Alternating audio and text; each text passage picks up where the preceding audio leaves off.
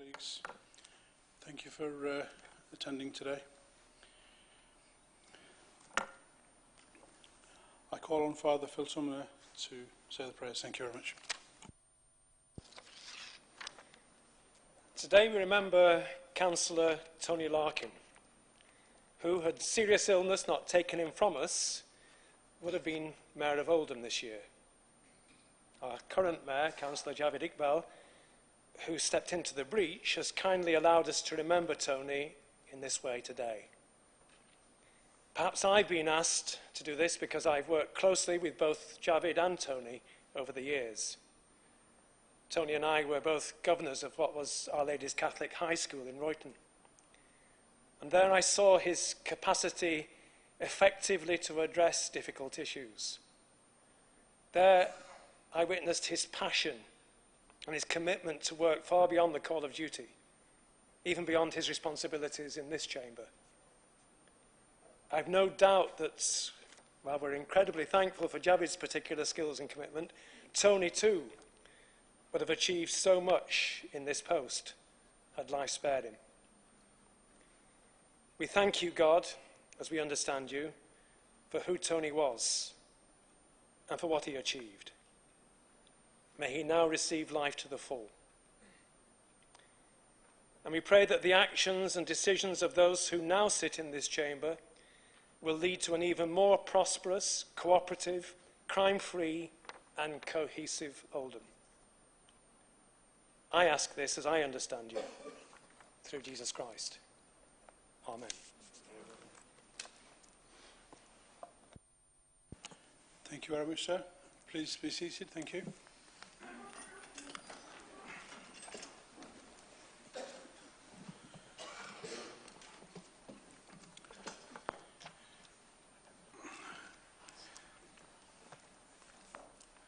Colleagues, gentlemen, please feel free to remove your jackets if you think it's too warm. Thank you very much.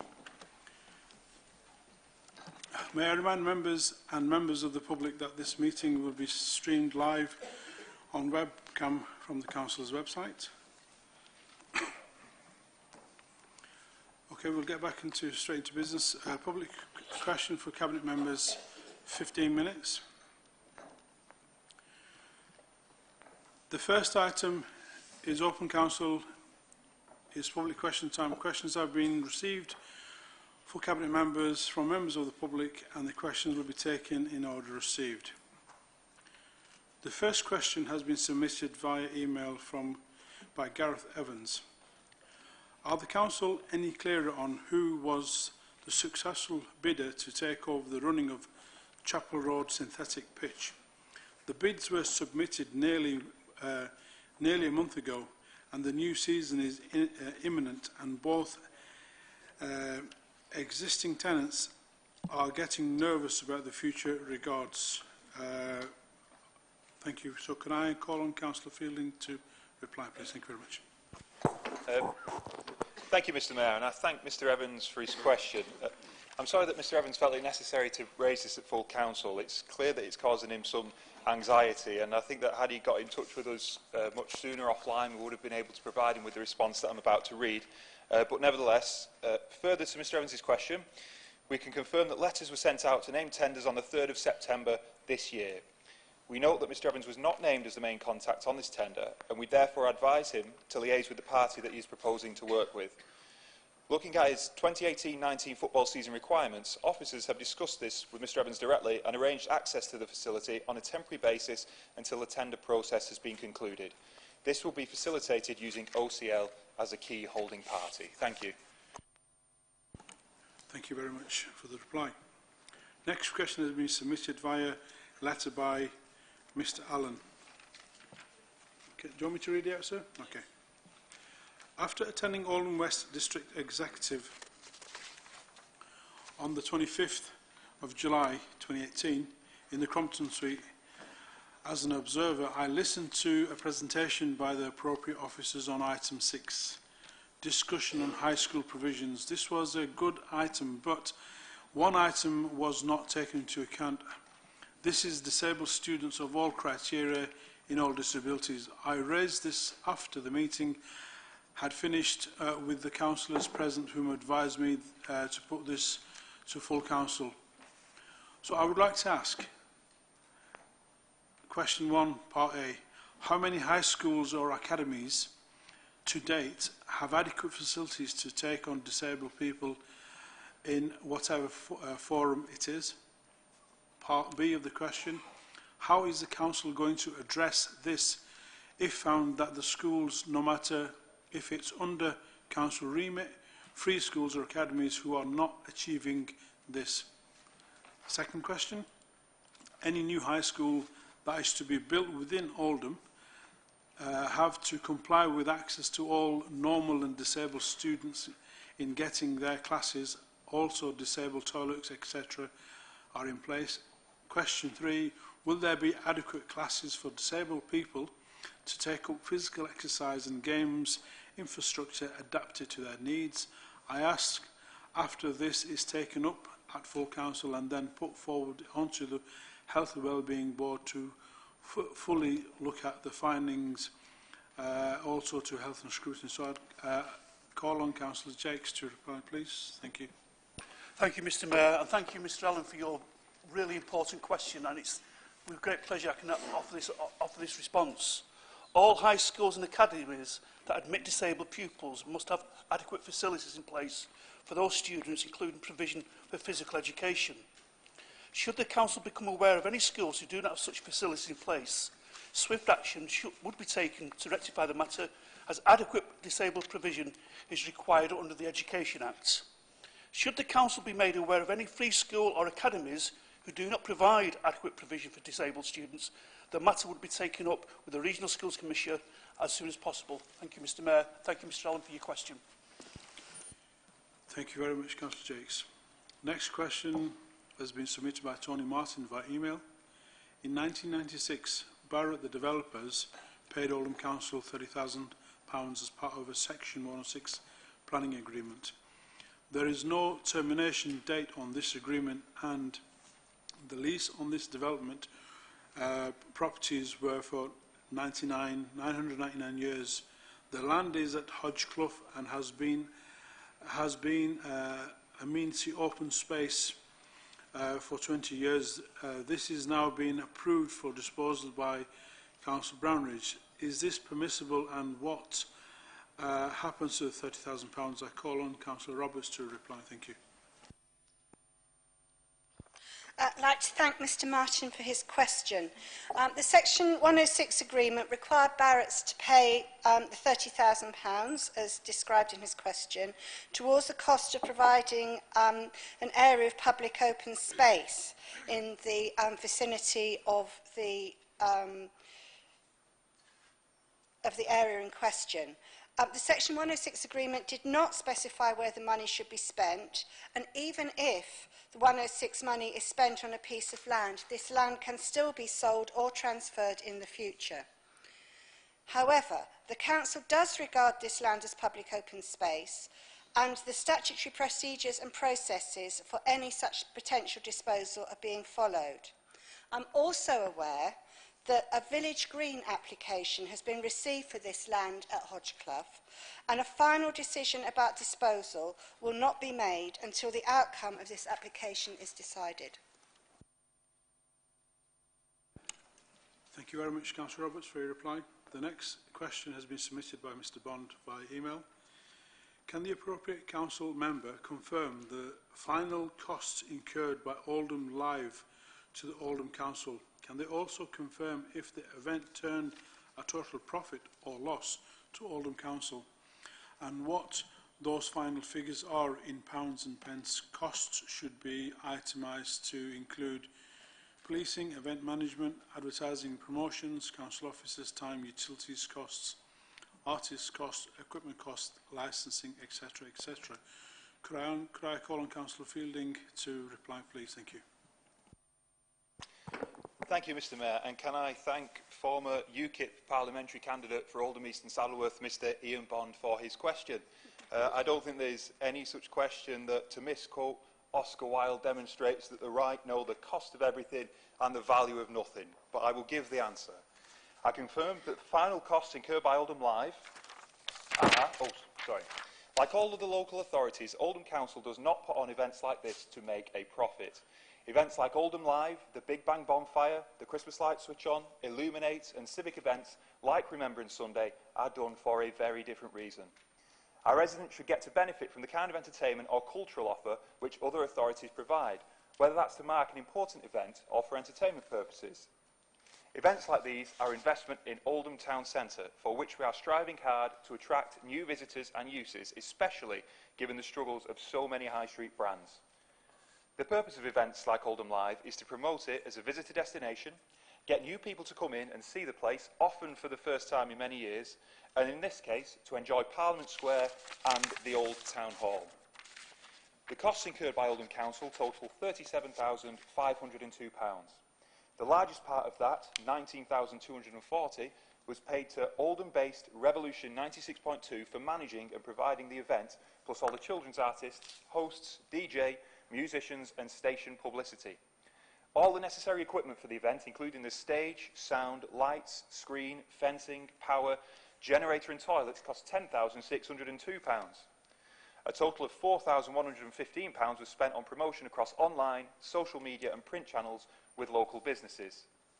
By law, we're also legally bound to ensure that people are safe, and so we provide security officers at a cost of £1,675 and medical assistance at £970, and must also pay PRS and PPL licensing totalling £900. All Oldham Council staff working at that event volunteered their time for free, and I thank them all for that. We also incurred no policing costs, and GMP, as ever, did a fantastic job. We've since spoken with some local businesses who reported excellent trade during the daytime and evening, much higher than normal, and said that they also hope to get repeat visits from this. Hundreds of families enjoyed the children's activities during the day, and security clicked more than a further 1,500 visitors from around 7 p.m. till 10 p.m, with many others already on site and not counted in places like Molino's and Nando's. Events like Oldham Live bring communities together, boost the local economy and support businesses by delivering wider benefits. The town centre, businesses and families all benefited in ways that can't be counted on a spreadsheet. Our purpose was to put on a great event for the public to enjoy for free, and we will, as normal, review Oldham Live as we pull together our event schedule for 2019-20. Thank you. Thank you very much for the detailed report, sir. Thank you very much. Next question is from Mr. Kenyon via letter. I call on Mr. Kenyon to ask the question. Thank you, sir.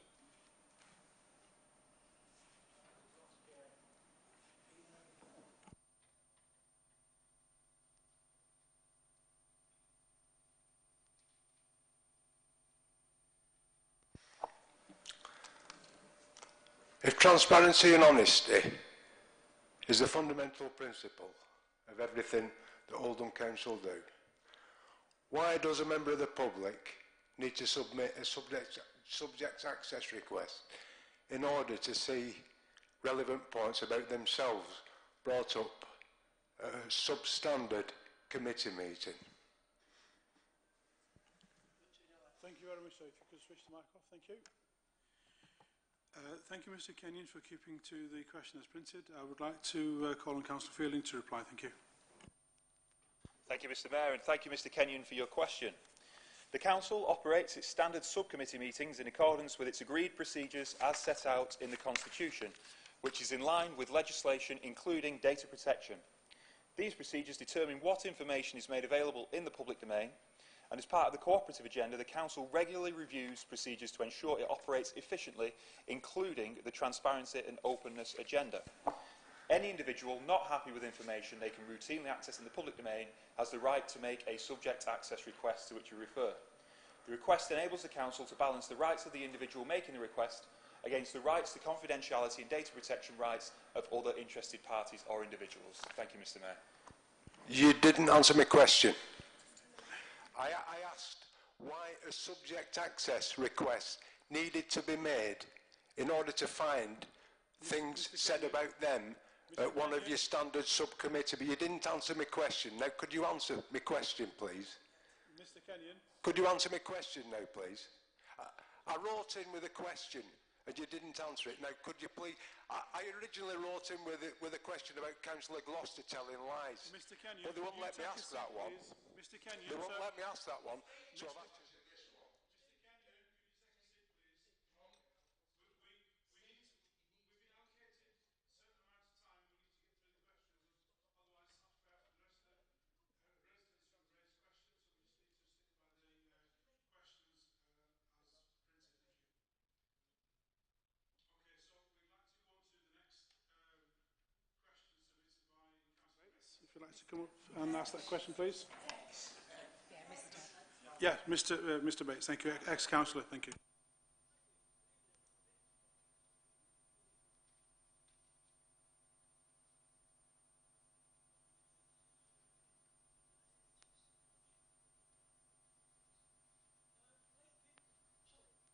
Late bin... You've not cut me off yet, have you? Come on. I know you haven't. Late bin collection, Failsworth assist list, Failsworth West. Councillors, the above is happening very often. Even last week, for instance, a collection, normally Thursday, was continued the next day. This is your 3-weekly bin collection. Sometimes it is the following week. So you can understand where I'm coming from, and the residents. Because of continued complaints from residents, whilst I was carrying out my duties as an elected councillor, I consulted members of the frontline staff. That's the workers, the bin men, that have to put up with it all. Whilst I consulted members of the frontline staff as to the reason why they were sometimes days and weeks late. They gave me a list of reasons, a list. One of many of the reasons in the list, which I think is important, is two. One of the many of them, they now have to go further to tip. So they've got to go further now. I don't know where the original tip was, but they have to go further. So that was time consuming. That's been implemented in. The assist list also was drawn to my attention. They say it is getting longer, the assist list. Now, on the information I've received from the council, in order for residents and officers who live in our borough to qualify for this assist list, some of them are as follows, and it's massive, I can tell you. If anybody gets past it, it's thorough. Illness, disability, pregnancy, and some of the criteria is you must be physically unable to put your bins out, and also anybody at 18 living in the house that could put the bins out, you don't qualify. Also, in order to assist your application, you may be asked for supporting documents, attendance allowance, disability allowance, mobility allowance, sickness benefits. Massive it is. If you do not meet any of the requirements, the answer is no. You don't get nowhere on the assist list. I think it is important also to draw your attention further to another time-consuming matter, such as many of the driveways, and Councillor leader of the Lib Dems, he has a long driveway, you might know something about this. They're very long, and the occupants are on the assist list, Councillor Sykes. More time collecting and returning their bins. So has it gone, Councillor Sykes? Are councillors aware of the assist list and the fact it is getting longer? No, it's there, Councillor Sykes. You'll know about the long driveway that you've got, and you're on the assist list. Mr. Bates, thank you very much for your question. Thank you very much, sir. Thank you. If you can take a seat now, so we'll try and answer that question. Thank you very much. Thank you. Thank you very much. Thank you for the question. I ask on Councillor Shah to respond, please. Thank you. Thank you, Mr. Mayor.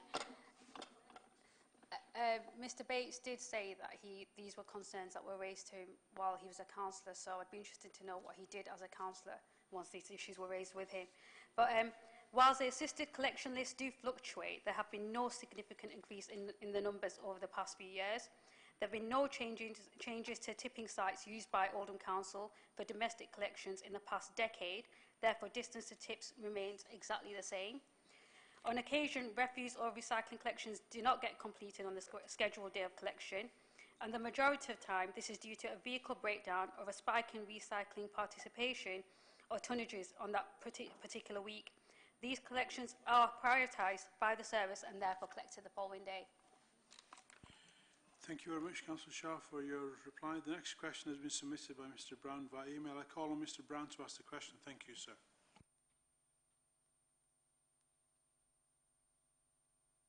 Okay, I'll read the question out. Can a Cabinet member please tell why and on what grounds is information deemed not to be in the public domain when requested by an electorate?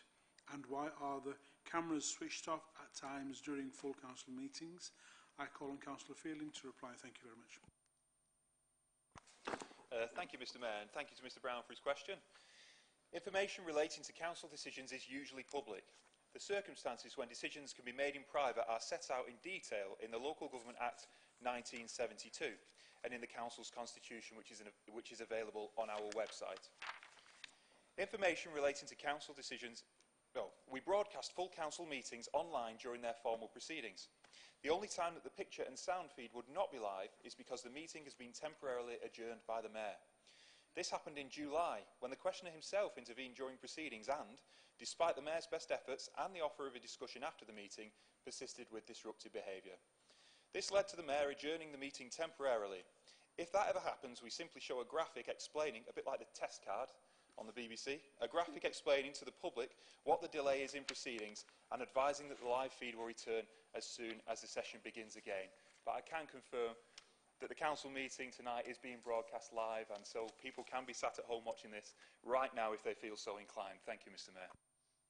Thank you very much, sir. Thank you for the reply. Now, we've run out of time for this particular section, so we now promptly move on to councillor questions on ward or district matters.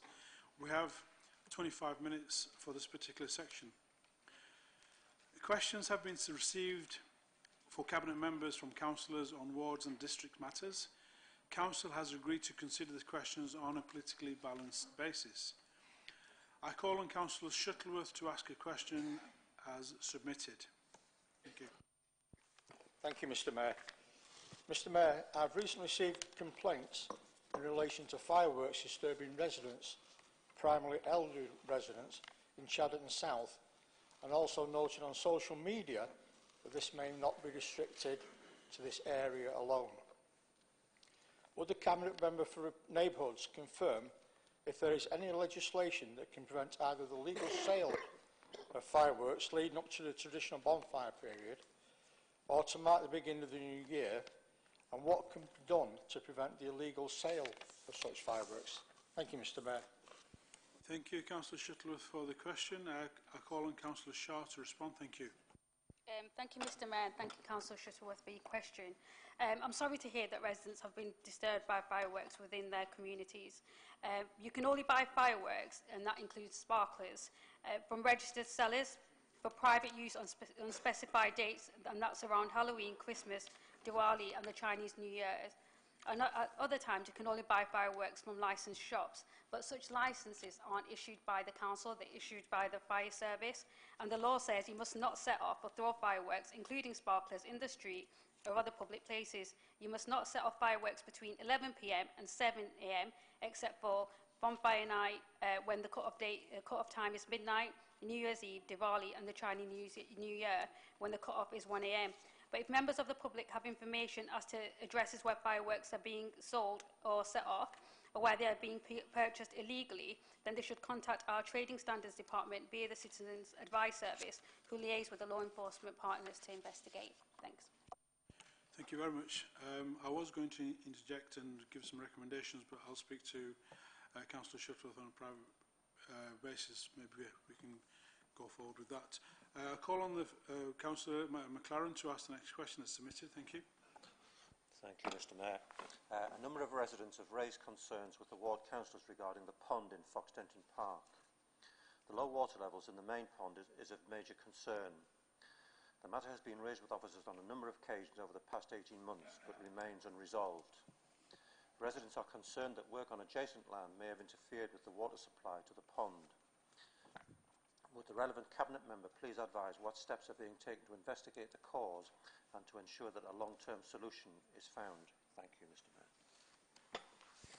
Thank you, Councillor McLaren, for your question. And I think, Mrs Shaw, you're busy this evening, so could you reply, please? Thank you.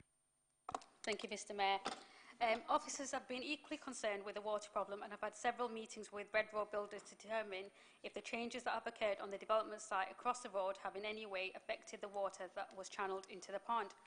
At this stage, there's been no evidence forthcoming to confirm this, but we will continue pursuing this to try to achieve a long-term sustainable solution. In the meantime, officers have taken steps to engage with a water company to put 90,000 litres of water into the pond.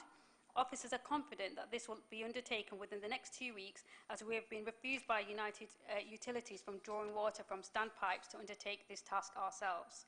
Officers are optimistic that now that the weather has changed and we have returned to a more seasonal level of rainfall, that the pond will once again start to fill up naturally. Thank you very much, Councillor Shaw. I go on to the next question. Councillor Moores has submitted. Thank you very much. Thank you, Mr Mayor.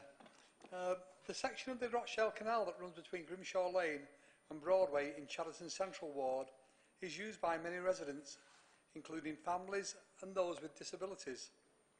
It was brought to the attention of ward councillors that the access point for pushchairs, prams and wheelchairs at Gateway Crescent is in very poor condition, with large areas of paving completely missing. Could the relevant Cabinet member advise which organisation is responsible for maintaining the access point to the canal, and what can be done to ensure that access to the canal is available to all our residents? Thank you, Mr Mayor.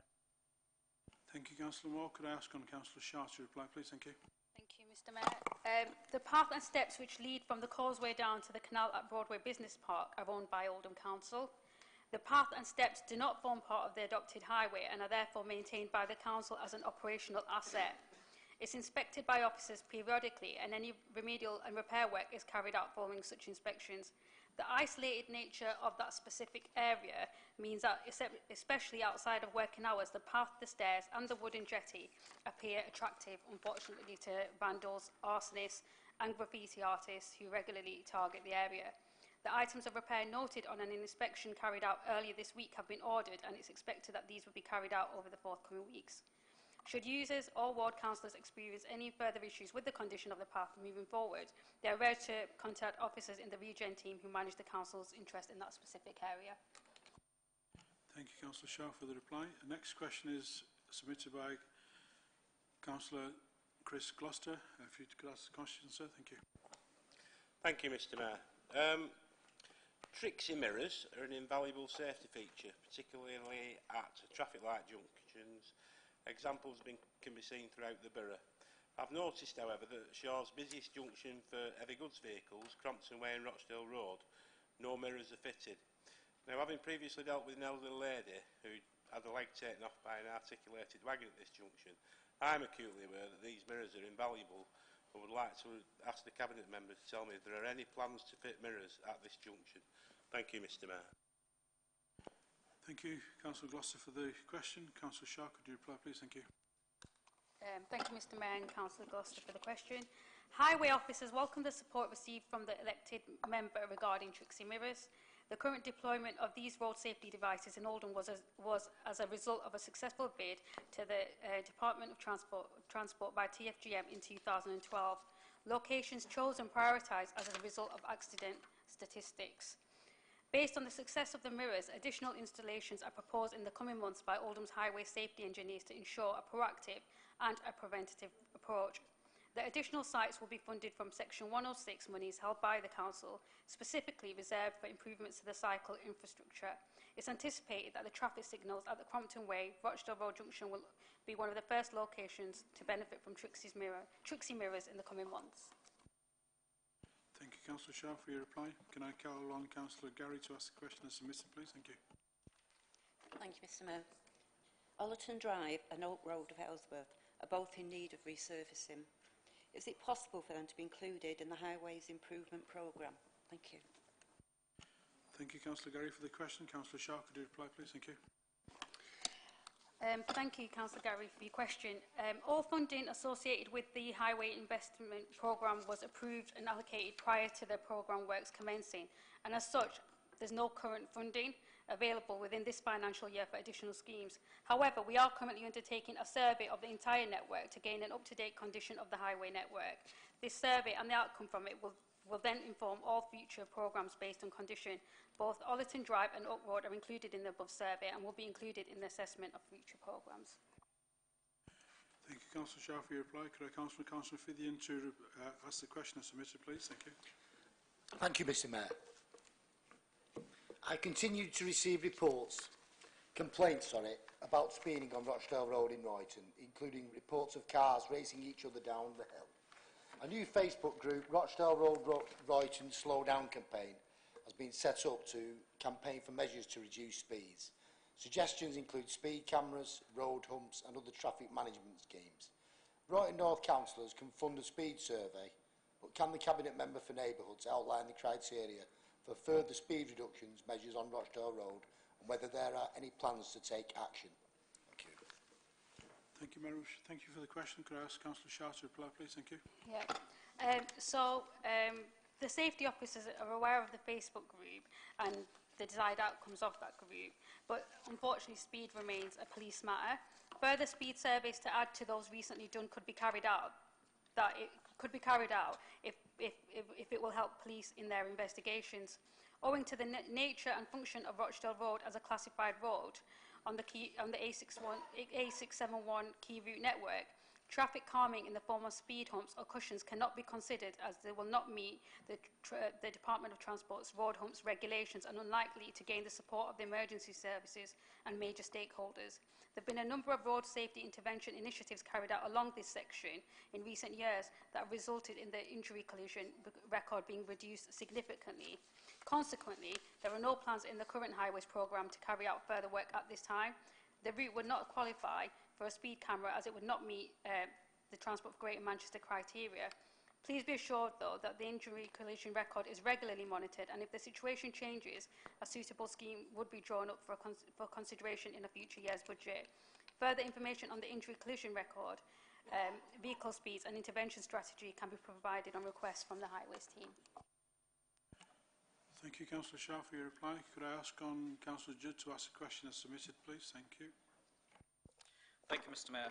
Many of us in this room and the wider public will be aware that air pollution is a major risk to our health, more so to children, people over 65, or those with respiratory conditions. Given this, residents outside schools in Hollandwood have reported cars being left idling for up to 30 minutes at school pickup times. Can the relevant Cabinet Member outline what practical steps have been taken to reduce emissions outside schools in Oldham and investigate any further steps we could take, such as the introduction of non-idling zones to protect the health of our most vulnerable? Thank you very much for the question. Councillor Shah, could I ask you to reply, please? Thank you. I can confirm as Cabinet Member for this responsibility that this air quality is really high on the agenda, and I can confirm that the Oldham Council are actively working with other Greater Manchester local authorities on a clean air plan for Greater Manchester. Initiatives such as non-idling zones, especially around school sites, are being considered as part of that work, and the results of which will be consulted on across the whole of GM in the next few months. Schools could also run their own campaign if they chose, and I'm sure that the Council would look to support whatever it could, or wherever it could. Thank you, Councillor Shah, for the reply. Could I call on Councillor Heffernan to ask the question as submitted, please? Thank you. Thank you, Mr. Mayor. My apologies, Councillor Shah, adding to your burden tonight. Will the Cabinet Member responsible bring pressure to bear on Network Rail to honour the commitments they made to the Friends of Sadworth to ameliorate the damage done to the conservation area and site of special scientific interest near the Victorian Viaduct in Upper Mill? The ugly steel fence they have erected has not made the site safe. Young people simply walk or wheel their bikes around it, and having removed a lot of trees, they now have racing tracks. We all appreciate that unauthorised access to the railway must be stopped, but this should have been with a subtle fence beside the track, not something so stark and ugly about 40 feet away. Network Rail now needs to honour their commitments to paint the fence to blend in more with the natural surroundings, plant some species to hide the fence, and this needs to be done urgently. Could see some results by spring 2019. They should also replace the trees they have felled to restore Den Lane more to its original appearance and help attract and sustain more wildlife. Can I ask the Cabinet Member to write to the Chief Executive of Network Rail, urging them to carry out this remediation work urgently. Thank you. Thank you, Councillor Heffernan, for your question. Councillor Shah, could you reply, please? Thank you. Thank you, Councillor Heffernan, for your question relating to the ongoing discussions between Network Rail and the Friends of Saddleworth about the installation of the fence on the Network Rail line in Upperville. I'm aware of the situation caused by Network Rail's actions, and I'm also aware that the district execs have already written to Government and Network Rail expressing their disappointment. If you think it's going to help, I'm happy to also write to Network Rail in an attempt to get them to honour their commitments made to the group and you. Thanks. Thank you very much, Councillor Shah. The next question, Councillor Charlton is going to take because Councillor Bashford's not here, so as submitted. Thank you very much. Thank you very much, Mr Mayor. White and South councillors note that, as with many other parts of the borough, speeding on our minor and residential roads seems to be on the increase. Our current concern is with speeding on the Turf Lane area of Royton, particularly between the section at Dr Kershaw's and then Higginshaw Lane and Hayside. We have some ideas as ward members which we believe will significantly reduce the opportunity to speed and would ask the Cabinet member responsible to appoint a highways engineer to get us to develop a scheme. Thank you for the question. Could I ask Councillor Shah to reply? Thank you. Thank you, Mr Mayor, and thank you, Councillor Chadderton, for your question. Highway engineers are currently in place who regularly monitor the road traffic injury collisions record on Oldham's road network. Road safety intervention schemes are prepared by them for consideration in future years' budgets at locations where the injury collision rates significantly exceed local control data and or accepted norms. With only one injury collision recorded in the last 5 years along the length in question, the introduction of traffic calming measures along the route would be given a low priority at this given time. Speeding alone, particularly in the absence of a significant road traffic injury collision issue, remains a police matter. Speed surveys were carried out in the vicinity of Dr Kershaw's during 2013, at which the mean and 85th percentile speeds were measured at 29 miles per hour and 34 miles per hour respectively. As there's been no change to the highway in the intervening years, the survey results, along with the road safety record, suggest that the speed limit is appropriate. The current speed and road safety relationship suggests that police intervention is unlikely at this time. Thank you very much, Councillor Shaw, for your reply. I call on Councillor Alexander to ask the question as submitted. Thank you. Thank you, Mr Mayor. Rouge. We have been patiently waiting for news on a crossing on Oldham Road, Springhead, opposite the care home at Springleys Court. Could the Cabinet Member for Neighbourhoods update us? At the same time, we have scrambler bikes racing up the Oldham Road between Lees and Groton at all hours, which is dangerous for all pedestrians trying to cross the road. Thank you very much. Thank you for the question. Could I ask Councillor Shaw to reply? Thank you. Thank you, Councillor Alexander, for your question. Highway engineers have been working on a scheme to provide improved pedestrian crossing facilities along Lees Road in the vicinity of Springleys Court to the east of Lees Centre. Up to now, suitable options in the immediate vicinity have been found to be non-viable owing to a number of constraints, including narrow road widths, the location of the existing bus lay-by, the presence of underground utility apparatus and the servicing requirements of the front house pub. An alternative location for a pedestrian facility in the form of a refuge island has been identified as close as practically possible to Springleys Court. The location of this facility is adjacent to Chapel Street. Whilst it's recognised that the proposed pedestrian refuge island is not on the ideal desire line for residents of Springleys Court, the facility will still act as a valuable crossing facility to the east of Lees Centre, where there is currently limited provision. The pedestrian refuge will be installed this financial year.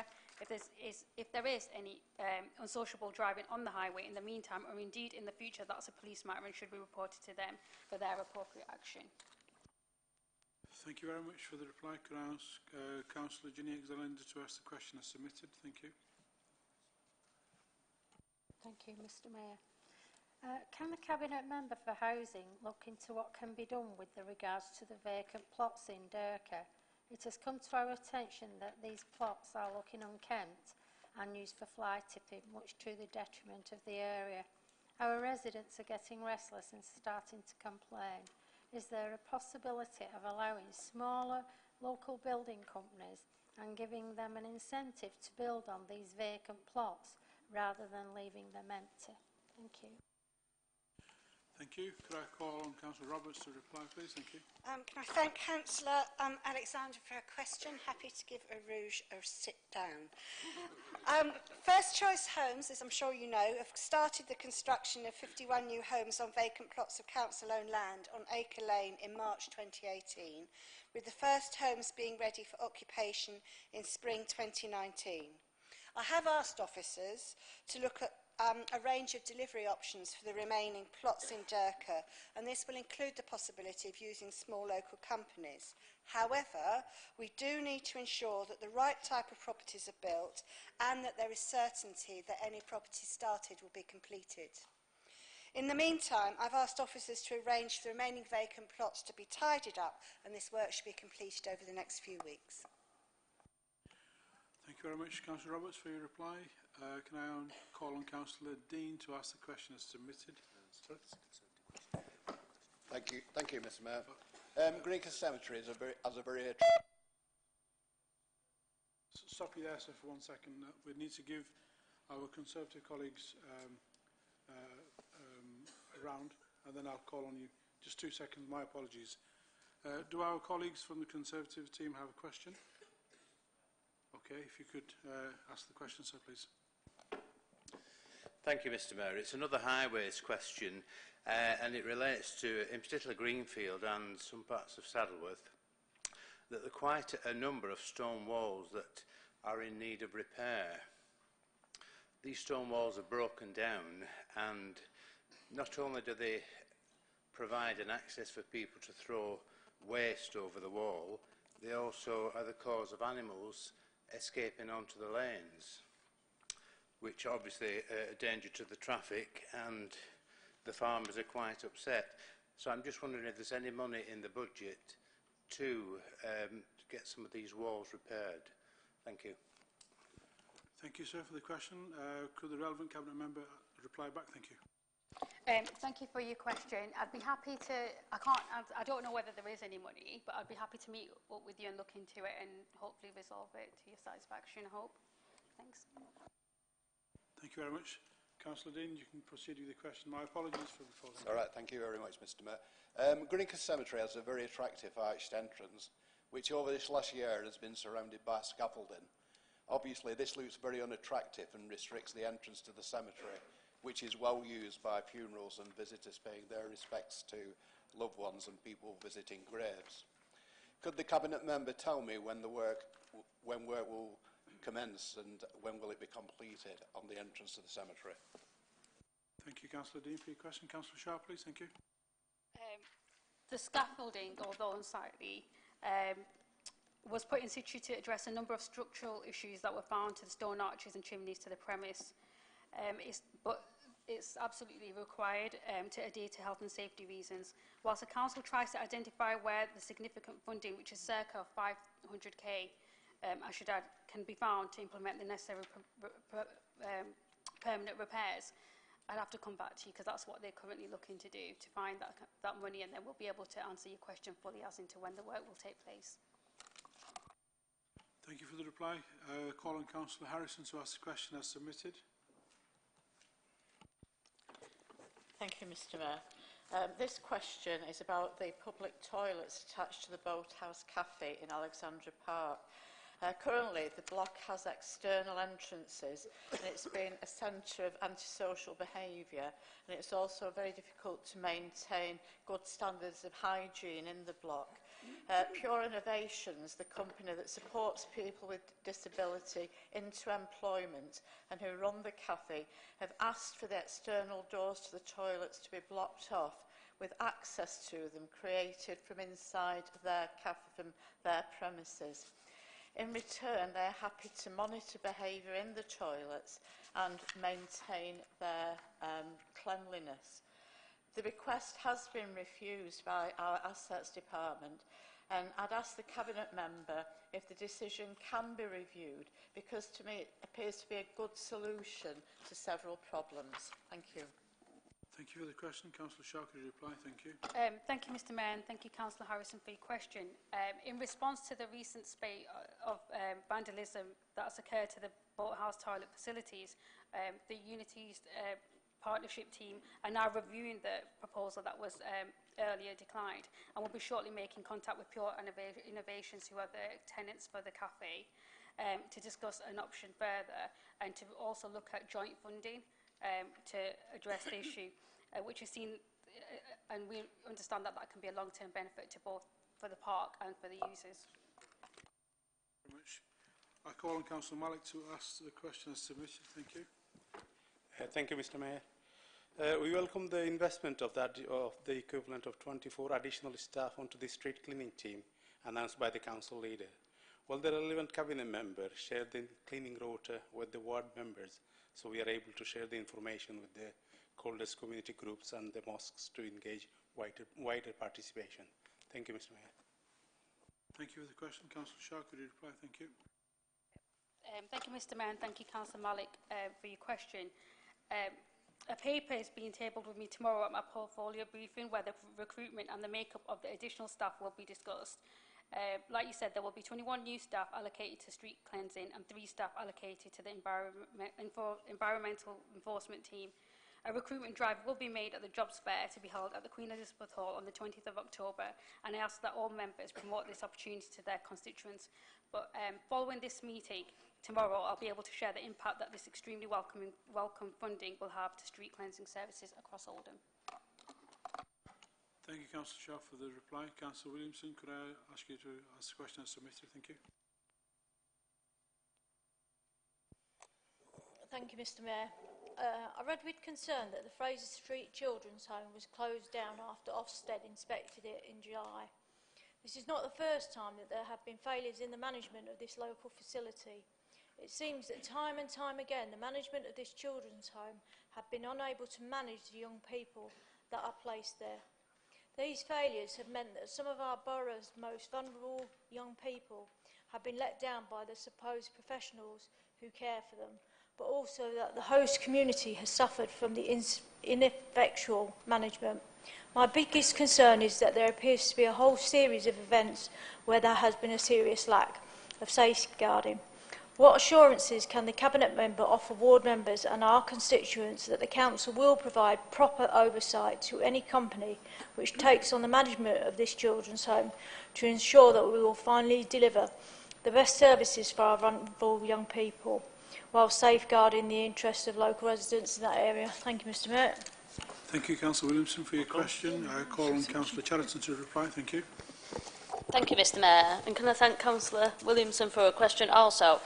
As Councillor Williamson and Shaw councillors are aware, Shaw and Crampton councillors are aware, that children's home is run by the Cambion Group.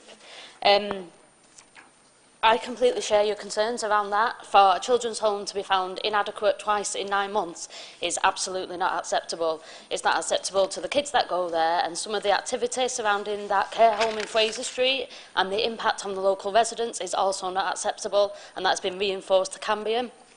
Once Ofsted found that to be inadequate, Cambion took the decision themselves to stop operating from that site. They're currently carrying out an internal review that will come forward before the end of the month, and we've got officer meetings with Cambion before the end of September to discuss that review. We'll also be discussing a way forward with regards to that children's home. That children's home was monitored because, as I say, it was inadequate last year as well, and we were monitoring it.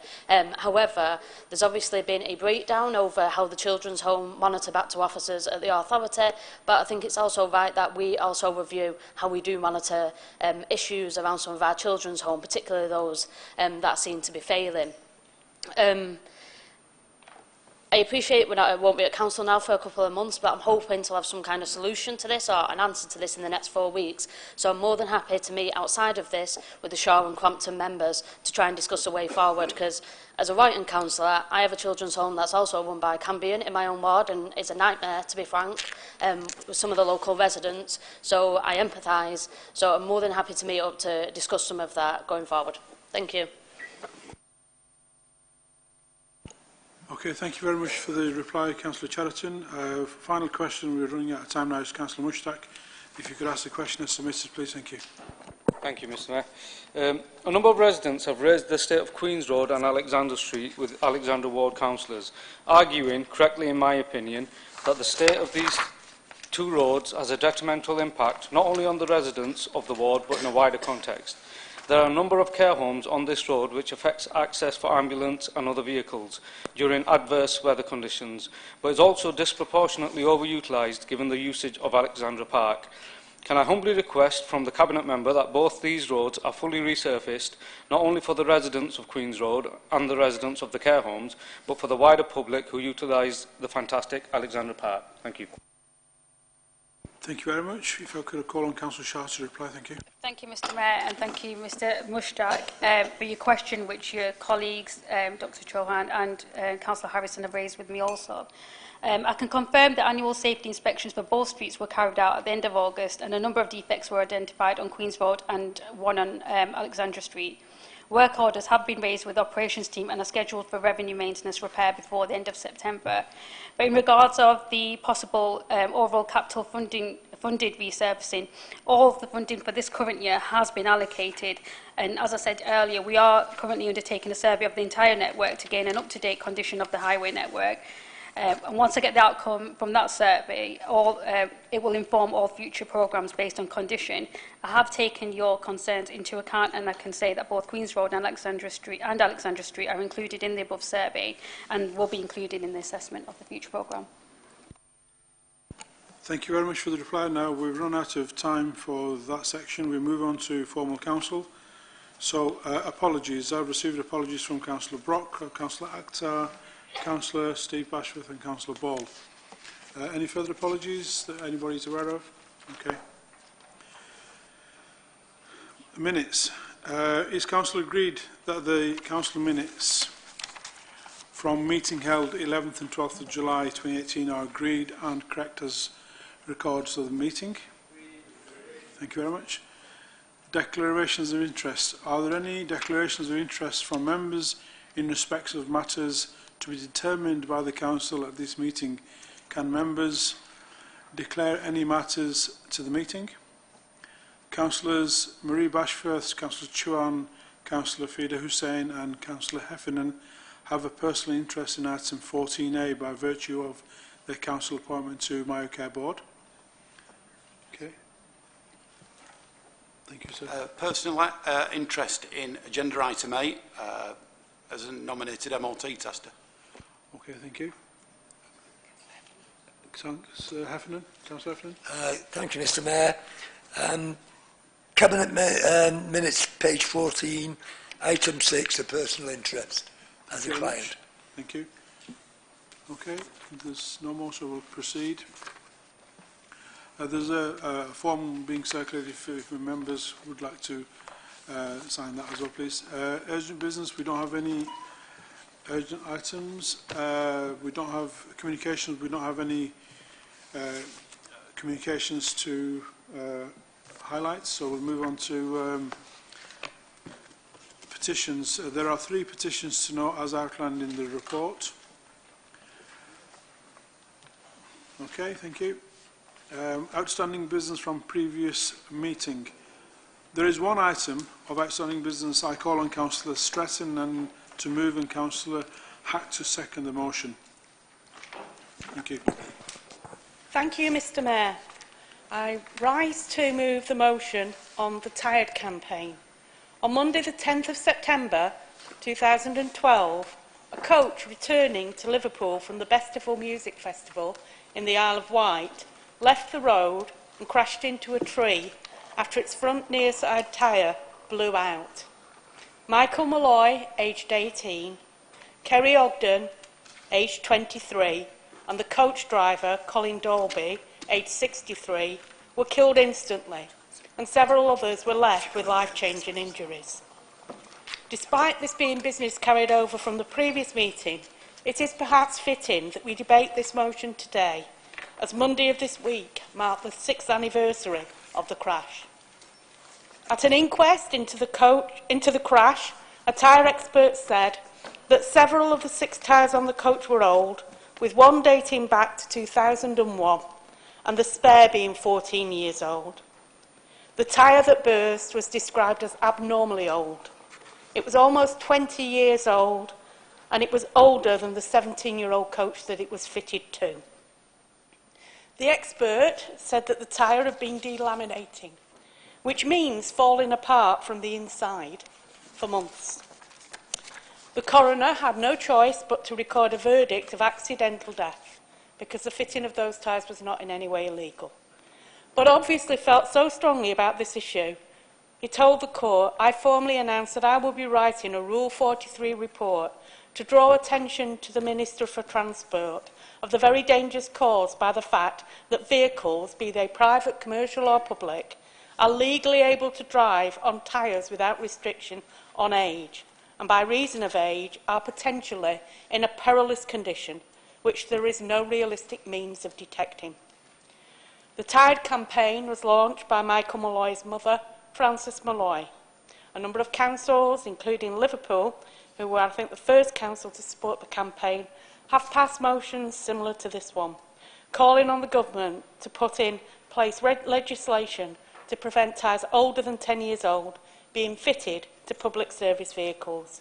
The campaign is also supported by my trade union, the GMB, who have welcomed the fact that we are debating this here tonight. The government have blocked the second reading of Maria Eagle's Tyres, Buses and Coaches Private Members Bill 4 times. It is incomprehensible. Why would ministers responsible for road safety think it is sensible to continue to allow public service vehicle operators to fit tyres that are so old that experts say they are life-threateningly dangerous? I urge members of this council to support this motion and ask that the Leader of the Council writes to the Prime Minister and the Leader of the Opposition asking them to commit to cross-party support to banning the fitting of tyres that are over 10 years old to buses and coaches. Until such a ban is in place, I also ask Council to support the call in the motion for the Chief Exec to write to schools urging them to require coach and bus operators that they use to comply with the principles set out by the Tired campaign. The Council's own procurement procedures should also be examined to ensure that they are aligned with this motion. I am happy to accept the amendment that has been proposed to this motion on the basis that it strengthens the motion and does not detract from it in any way. And clearly, as the mover of the amendment has already told us he is an MOT inspector, it would have been churlish not to do so. Thank you very much. I call on Councillor Murphy. Sorry. All right. Councillor Hack, if you could like to continue, please.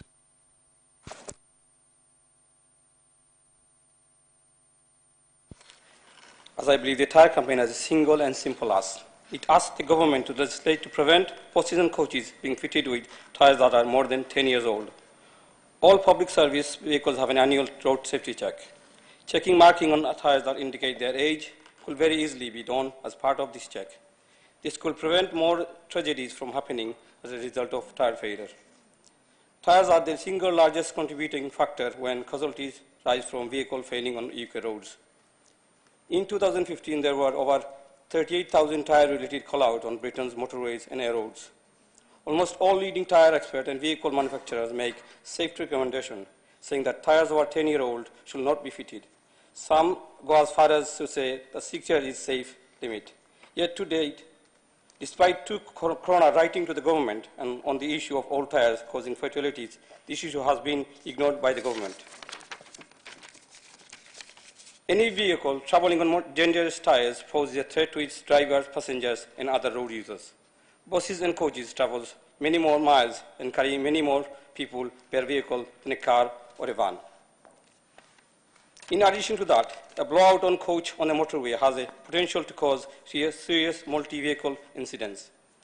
Labour MP Maria Eagle has led on this issue on a Parliament, has introduced a private members' bill, the Tyre, Buses and Coaches Bill.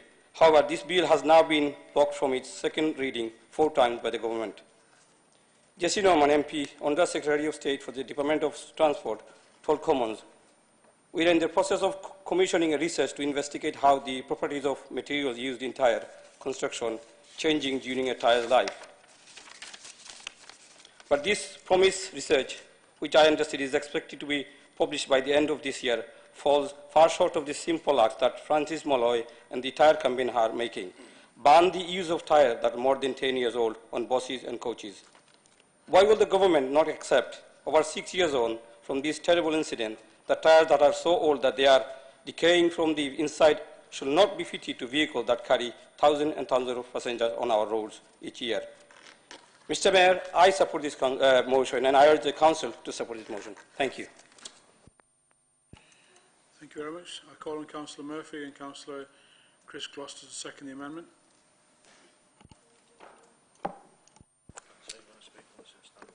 Mr Mayor, can I, thank you, Mr Mayor. Can I move and reserve the right to speak on the substantive, please?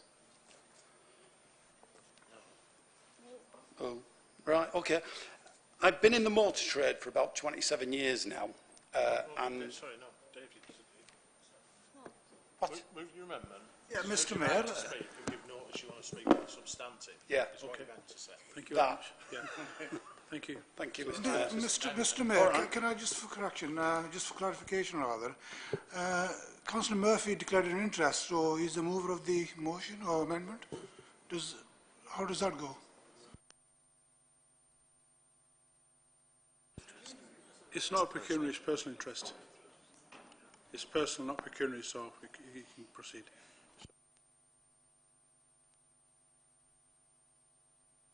Councillor Gloucester, would you like to proceed with that? Thank you. Mr. Mayor, can we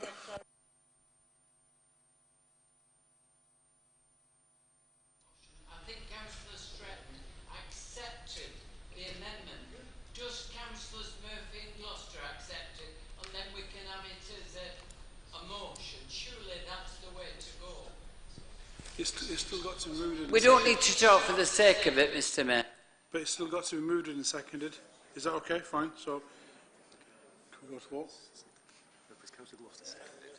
Yes. Seconded it. Councillor Gloucester, you have seconded it, yes? Not yet, but I will go do ahead. very quickly. Okay. So I second the motion. And I reserve the right to speak. So, does any member wish to speak on this particular matter? So therefore, we can go straight to the vote. Anybody? Okay, hands up. Everybody agreed with that particular amendment? Okay, that's unanimous. So that's the amendments carried forward. So do we all agree to the motion that's amended?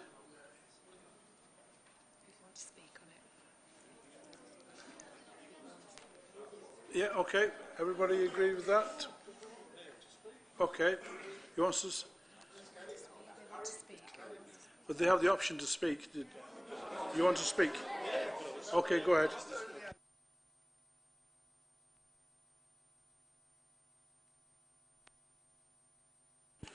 Right, I've been advised that we've taken the vote, so we've actually gone past that, so we've all agreed.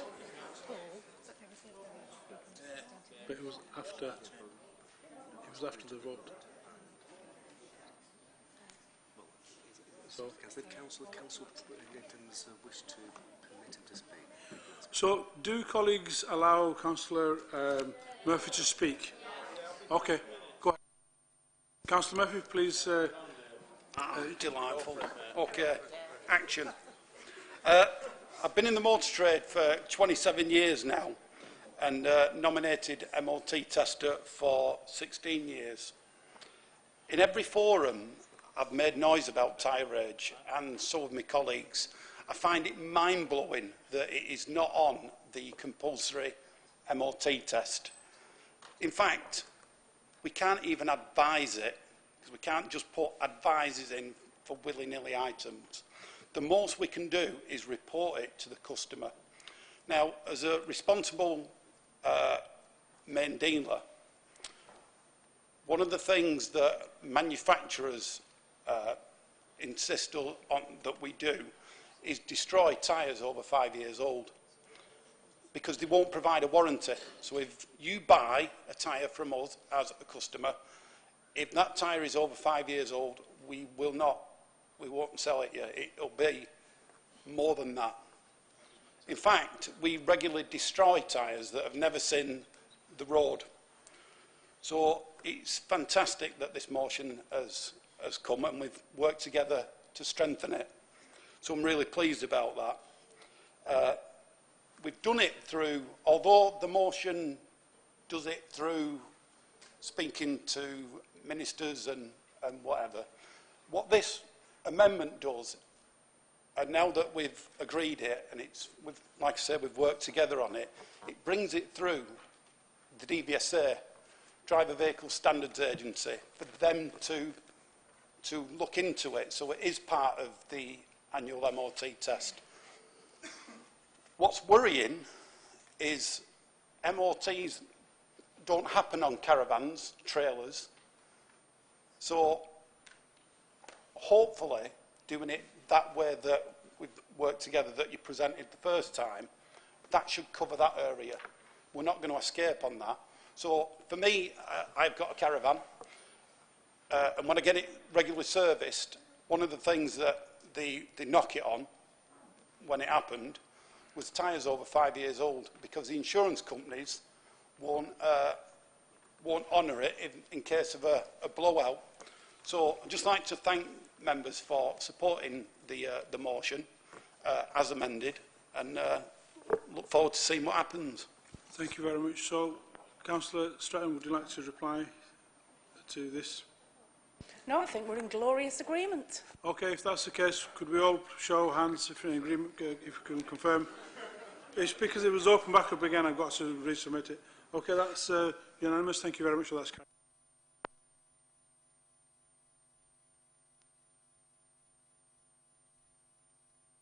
Okay, we're going over to the Youth Council. There's no Youth Council business this evening, so we'll move on to the next. Leader and Cabinet questions, 30 minutes. The next section is Leader and Cabinet members' question time. The Leader of the main opposition will ask questions. Councillor Sykes, if you could ask the questions, sir, please. Thank you.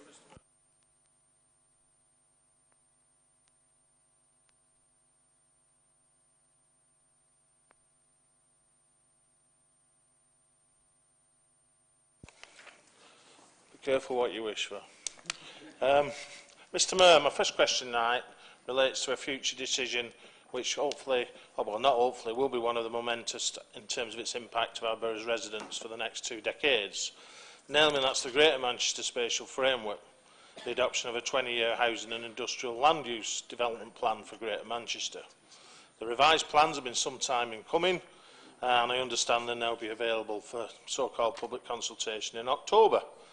I also understand that a decision was recently made by the 10 Labour Council leaders of Greater Manchester and the Mayor of Greater Manchester, who have now decided that the ultimate decision to adopt or not these final plans will rest solely with them. There will be no requirement to bring a plan to a full council meeting of the 10 councils for debate and a full vote on the formal adoption by all councillors. For me, this is a complete reversal of democracy. Members will recall that many residents were outraged when the initial plans to build thousands of homes on Greenbelt in Shawcrompton, Saddleworth, Royton and Chadderton were first unveiled. My colleagues and members from the seats opposite joined those residents in opposing those proposals in responding to that consultation or by attending demonstrations in Tandalo Country Park and in Albert Square. Mr Mayor, the public sentiment is still the same in Greater Manchester. No to building on new homes on Greenbelt, yes to councillors' representative role and ultimately making sure they have a say on the decisions where homes are built. Ward members are elected to lead, but also to represent constituents and the communities we serve. But how can we do this if we're denied a vote on the final plan? If we get this wrong, it will be disaster for our areas for 20 or 30 years or more. It's just simply not right that such an important decision can be taken by so few people. Mr Mayor, I would like to ask the leader tonight whether, despite this backroom deal, he'll still be doing the honourable thing by bringing the final plan back to a meeting of the full council for debate, adoption or rejection. Thank you, Mr Mayor. Thank you, sir. Call on Councillor Fielding to reply. Thank you. Thank you, Mr. Mayor. And as you would expect, I strongly refute any suggestion that this is a backroom deal. And I note that you wrote about it. I note that the Leader of the Opposition wrote about it in his blog, which is a way to tip me off about what you're going to ask at the full council meeting. Thank you very much. As you, I'm sure you will recall, there was previously a motion to full council which was brought by the opposition members as to whether we should or should not withdraw from the spatial framework in its entirety, and that motion was lost. Now, this is a strategic plan on planning, on the allocation of homes for allocation of land for homes, allocation of land for employment uses for the whole of Greater Manchester, and it is appropriate that it is taken, the decision on it is taken at the right level of governance. And as a strategic plan for the whole of Greater Manchester, I would argue that the right level of governance is the combined authority of the Greater Manchester City region, which is where this decision rests. There will, as the Leader of the Opposition has stated, be a meaningful consultation when the revised plans go out are published in October, and that will be the opportunity at which members and members of the public will have the opportunity to respond. And I know that the Liberal Democrats are fond of increasing layers of bureaucracy and bringing things to decision-making bodies that they don't need to come to, in the way that they champion the creation of parish councils in Saddleworth and Shaw and Crompton, which collectively cost taxpayers across the borough an additional £260,000 for a self-indulgent exercise in allowing people to make hot air about issues that needn't come to those bodies. Thank you. Thank you for the reply, sir. Second question, please, Councillor Howard. Yeah, thank you, Mr. Mayor. Thank the Leader for his answer. And I'm sure colleagues who are involved in parish councils will note those comments if they could just stop chit-chatting with the people in front of them. My second question tonight concerns Metrolink and its safety for our borough, for our citizens of our borough when travelling on it. Regrettably, we've seen many disturbances, an increase in disturbances recently, serious crime, antisocial behaviour, particularly on the Oldham-Rochdale line, and several very violent incidents over the last few months. I spoke about this as have other members, and I welcome the recent actions of Metrolink staff, police and our youth council engagement workers, amongst a number, in tackling this blight, and the news that 13 offenders have been arrested in the first 2 weeks of this operation is good news. The operation may be called Infinity, but the resources are not, and at some point it will come to an end. Some time ago, Liberal Democrats revealed shocking figures that 1 in 8 Metrolink passengers are fare dodgers, or put it another way, 12% of all journeys are not paid for. That's 40 million tram journeys, that's £9 million a year. We've also opposed the plans to increase Metrolink fares by an inflation-busting 19% by 2020. So rather than hammering the honest passenger, transport bosses need to focus on tackling fare evasion, and 12% non-payment is a disgrace. And the answer to this is so simple, isn't it? Conductors on trams would tackle both of these issues at a stroke. And they paid for themselves, while making the honest travelling public feel safe. It would also drive the fare dodgers and those causing antisocial behaviours off the tram, and encourage more decent citizens to use this excellent form of public transport. Other tram services in the UK have onboard staff on every services, such as the Sheffield Super Tram and the Wolverhampton-Birmingham Line tram. Not only does a conductor provide passengers with reassurance, there's always somebody at hand if they need to give assistance in an emergency, or that person can also give passengers advice about stops, services, fares, or maybe help those that are a little infirm on and off the tram. So my second question tonight, Mr. Mayor, is I would like to ask the Leader if he'd be willing to join me in calling upon Metrolink operators to introduce conductors on a trial basis on the Rochdale-Oldham line. We can improve safety, tackle fare evasion and increase revenue for Metrolink. A triple win, and I just don't know why we're not doing it already. Thank you, Mr. Mayor.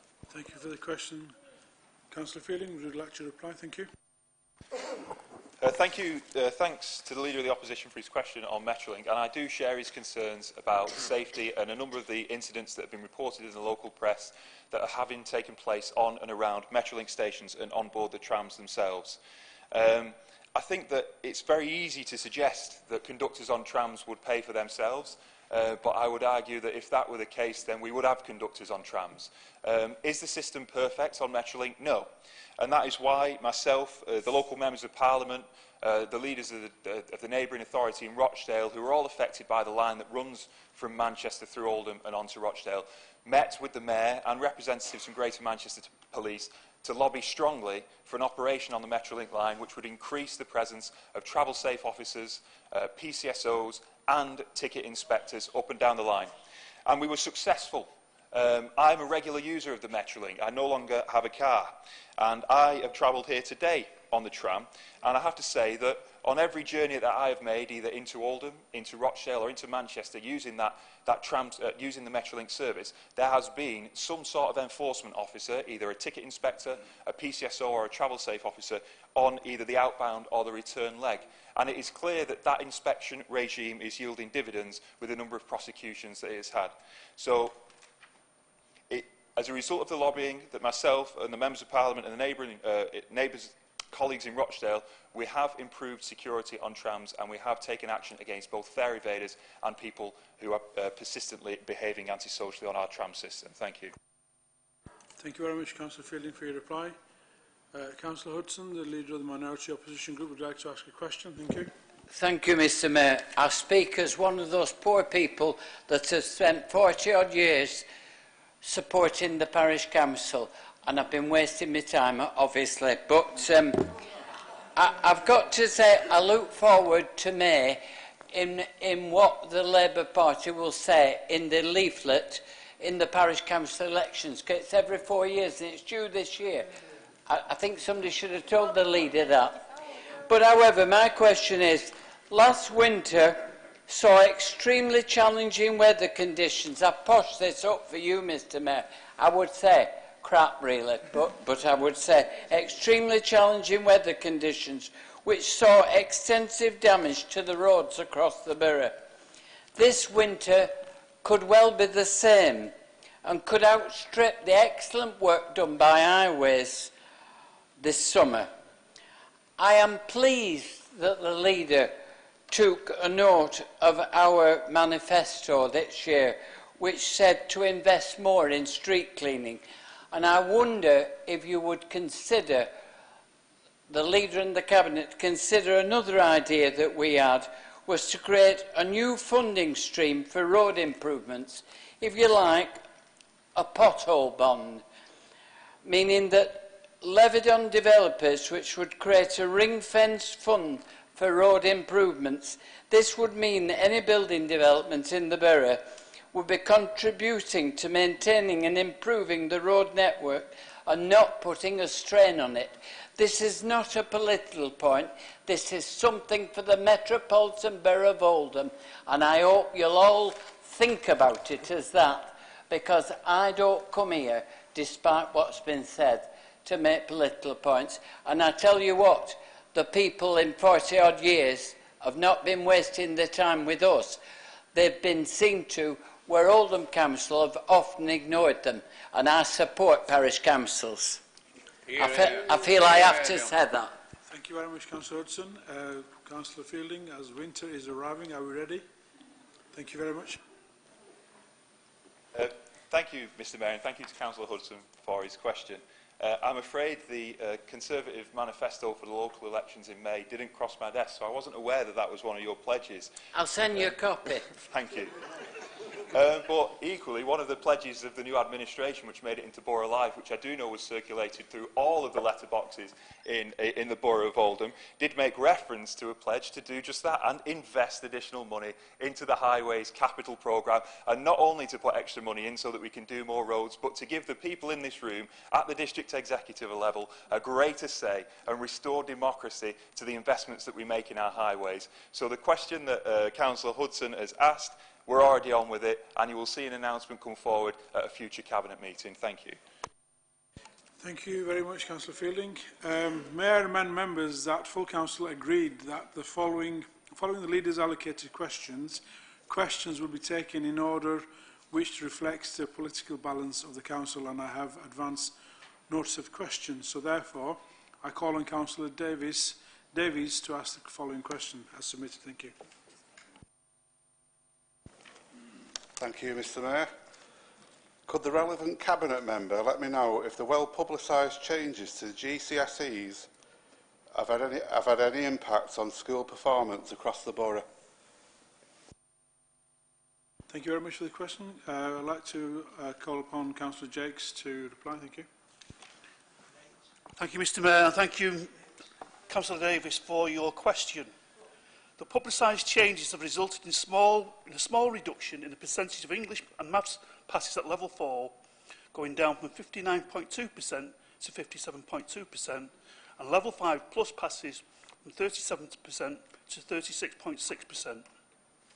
As members are aware, this is the first year of the new examinations at GCSE, and I can report that head teachers are already carefully reviewing the data with their staffs to better understand the challenges of the new examination system and identify improvements for the new session. Thank you, Mr Mayor. Thank you very much for the reply. I call on Councillor Ali to ask the question. Thank you. Thank you, Mr Mayor. I welcome the recent crackdown on antisocial behaviour on the trams, and I just wanted to know what are the ongoing plans to make sure the situation is kept under control for the future. Thank you. Thank you very much for the question. I call on Councillor O'Raymond to reply. Thank you. Thank you, Mr Mayor, and thank you to Councillor Ali for asking the question. I may be repeating some of the comments that the Leader has just made in his answer to the Leader of the Opposition.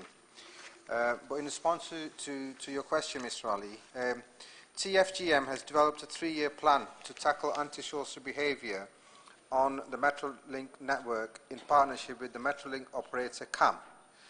TFGM's Travel Safe unit is leading on a range of initiatives aimed to tackle antisocial behaviour, both on trams and at tram stops. The problem is being tackled through a partnership approach with CAM, Oldham Council, TFGM and Greater Manchester Police. The partnership is aiming to resolve issues and improve safety and security in the long term. Incidents and activity are being closely monitored and appropriate action taken. The Travel Safe unit continues to work closely with neighbourhood police team and local authority community safety leads to understand the issues, agree joint outcomes and tap into tools and powers available to them, and also seek to tackle the underlying causes, for example, vulnerability and youth engagement, as part of the ongoing management strategy. The partnership is actively increasing the amount of preventative community engagement undertaken through the development of a community and schools engagement programme, for example, Crucial Crew, school and college visits and youth council visits. CAM is working towards the safer Team Stop accreditation to Metrolink, which aims to reduce the opportunities for criminal and antisocial behaviour from taking place. The award is administered by Secured by design and overseen by the Association of Chief Police Officers. In addition, the Department for Transport is currently reviewing the national security regulations of all light rail operators, and CAM and TFGM are working closely with the DFT to ensure all regulatory requirements for safety and security are met. Thank you, Mr Mayor. Thank you very much for the reply. I call on Councillor Shutsworth to ask a question. Thank you, Mr Mayor. Mr Mayor, anyone who may have watched the Panorama programme in relation to the Bright Tribe Academy Trust, no stranger, of course, to Oldham via the now closed UTC, could not be other than alarmed at the allegations of what can best be described as mismanagement of how government funding was spent, or allegedly not, at a number of schools. Bright Tribe Academy Trust are withdrawn from all schools in the north of England, with the exception of Worneth Primary School. Since it became an academy in February 2014, Worneth Primary School has gone through 3 permanent principals, 3 interim principals, and in July of this year, 2 members were appointed to the Board of Trustees, Angela Barry and Nicky King, who have both previously been parachuted into the trust, which subsequently closed.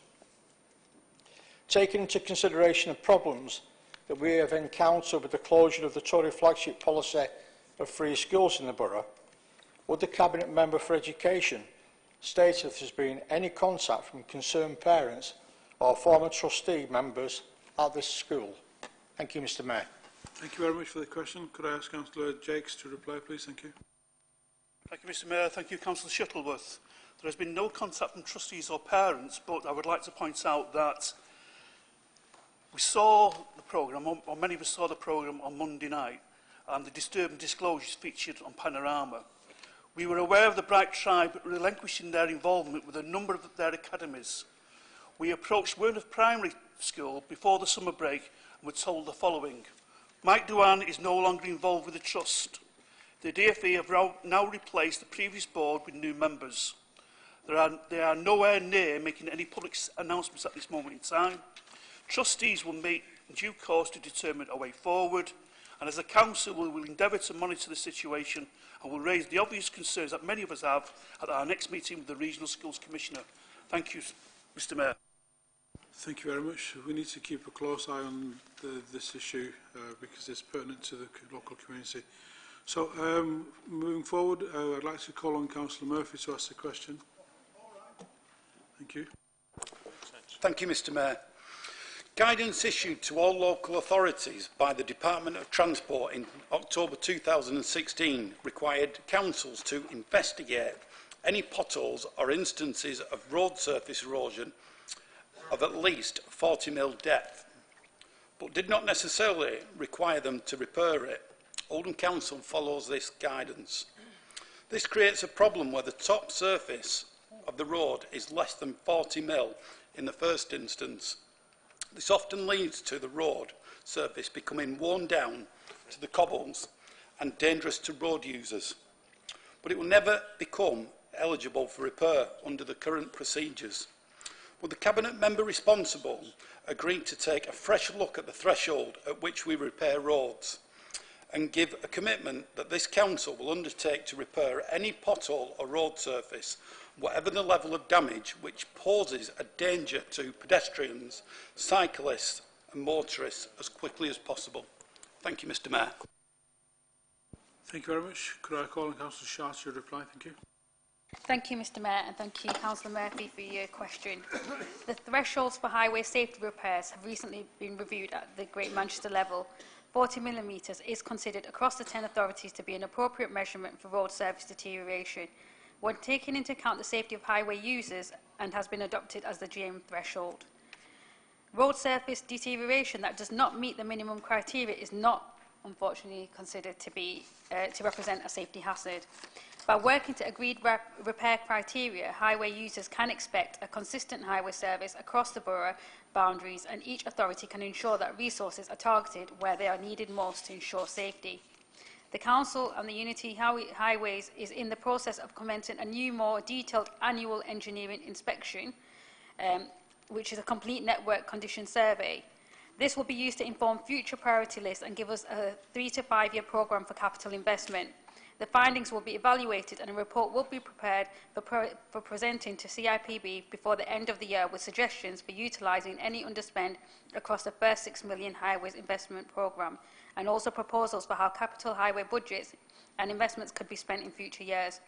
Areas of defective carriageway servicing that do not meet the threshold for safety repairs and get identified in the report will be considered for inclusion on a future programme based on condition, value for money and available budgets.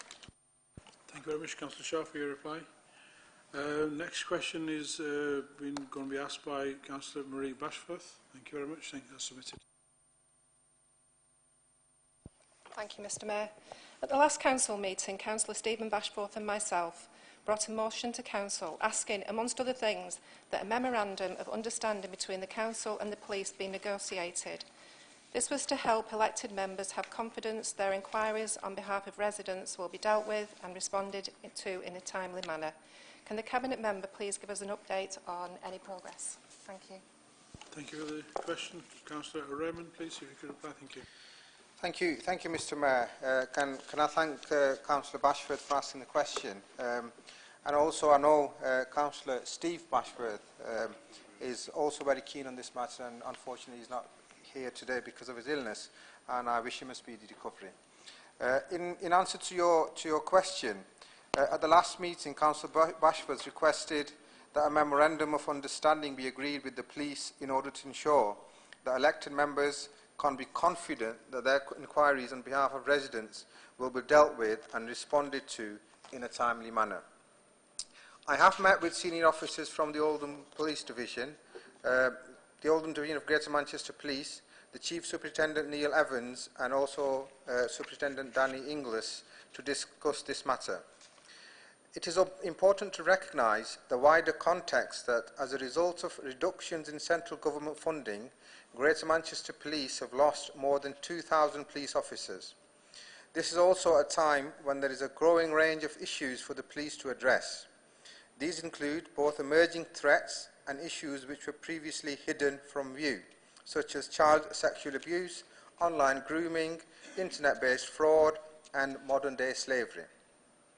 The police are committed to being a strong partner in working with the Council to tackle and prevent crime and keep citizens safe. This fits within the targets operating model of Greater Manchester Police, which has 5 priorities. 2 of these, which are particularly relevant, are place-based working with the police working closely alongside other agencies, including councillors and council officers, and also prioritising and providing support to those most at risk of harm in order to ensure the best use of resources. The key local resources in working with councillors is the neighbourhood policing teams. They are the first point of contact for councillors in raising concerns and in working together with you to address local issues. Senior officers in the division will provide support where there are more complex issues that need unblocking. To support councillors, we are preparing a short guide to assist you in addressing the concerns of residents in your ward, which will be available shortly. This includes guidance on where different types of concerns should be taken. It also includes contact details for the members of the neighbourhood policing teams in each district, as well as key contacts within the council in relation to issues such as safeguarding and tackling crime and antisocial behaviour. Councillor Bashford also highlighted the difficulties faced by the 101 service in providing an acceptable standard of service to the public. Addressing this is a priority within the Greater Manchester Police and Crime Plan, and I am continuing to push for progress on this through the Greater Manchester Police and Crime Steering Group, on which I represent Oldham. Also, Mr Mayor, while answering the last question, it was quite remiss of me not to thank the Leader of the Council, Councillor Sean Fielding, and Borough's MP, to thank them for their contribution in terms of highlighting the trams issue. And I strongly believe it was through their interjection that we managed to have the Operation Infinity, which has been very successful in reducing antisocial behaviour on the trams. Thank you. Thank you very much. I'd like to call on Councillor Leach to ask the question. Thank you very much. Thank you, Mr Mayor. Could the Cabinet Member responsible for transport please let the Council know if there might be any positive developments for rail users in Oldham from the Government's forthcoming rail review? Thank you for the question. Councillor Shaw, could you reply, please? Thank you. Yes, thank you, Mr Mayor, and thank you, Councillor Leach, for your question. The Government has not issued any further details about a potential review of rail services, therefore I'm not in a position to comment on what this could mean for Oldham until details of that review are announced. However, we do work very closely with our rail colleagues at TFGM who take a proactive approach and will use their influence to get the best outcome for rail in Greater Manchester, including for Oldham, when responding to any rail consultations or reviews. Thank you very much for the reply. I'll call on Councillor Hack to ask the question, please. As submitted. Thank you. Thank you, Mr Mayor. Could the Leader tell us what guidance has the Council received from the Government about contingency planning for a no-deal Brexit, and what funding is made available to fill the gap left by the withdrawal of EU funding from the North West? Thank you. Thank you for the question. I call on Councillor Jabbar to... apologies, Councillor Fielding. Thank you. Thank you, Mr Mayor. And thank you, Councillor Hack, for his question. Now, officers of the Council are very polite and professional and can't be political, and I've been provided with an extensive briefing on how to answer this question. But the short answer to the question, what preparations have we been advised to make by the government in the event of a no-deal Brexit, is none at all. None at all. We have not been given any advice on what to do in the event of no-deal Brexit. And that is very concerning, because does anybody here, seeing what we've seen over the last 2 years and seeing what's going on down in Westminster, have any confidence that there's going to be some sort of deal agreed by the 29th of March next year, because that's the deadline? Does anybody have any confidence? I'll tell you what, business doesn't, big business doesn't, and big business doesn't get to be big unless they know what they're doing. A big business doesn't have any confidence because we're already reading that Cadbury are stockpiling ingredients, drug companies are stockpiling drugs. Mr. Mayor. Mr. Bates, I would be very grateful if you could please refrain from commenting. Thank you very much. Thank you. Please, sir. Sir, please, thank you. Cadbury's are stockpiling ingredients, drug companies are stockpiling drugs. At the last meeting of the Combined Authority, the Chief Medical Officer of Greater Manchester asked when should he start making emergency preparations for a no-deal Brexit, and the answer was right now, because we simply don't know what is going to happen. Brexit is already, and we've not even gone through with it yet, actively harming local government. I'm the member for Employment, Skills, Apprenticeships and Education at the Combined Authority, and I had to take a report through not so long ago about laying the orders for the devolution of the adult education budget. And in that report it said we need to do this now, because if we don't do it, the government is going to be so consumed by preparing for Brexit, if you can call it preparing, that they're not going to have time to do anything else. And they haven't got time to do anything else.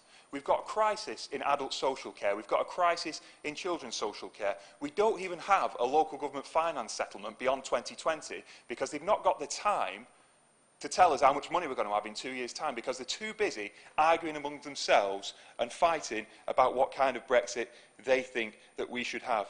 And on the issue of whether we think that we are going to get the money that we have lost, that we would otherwise have received from the European Union, from our own government, 6 of the 10 poorest regions of Northern Europe are in England and Wales. And it includes the northwest of England, and we benefited significantly, this region, from funding from the EU.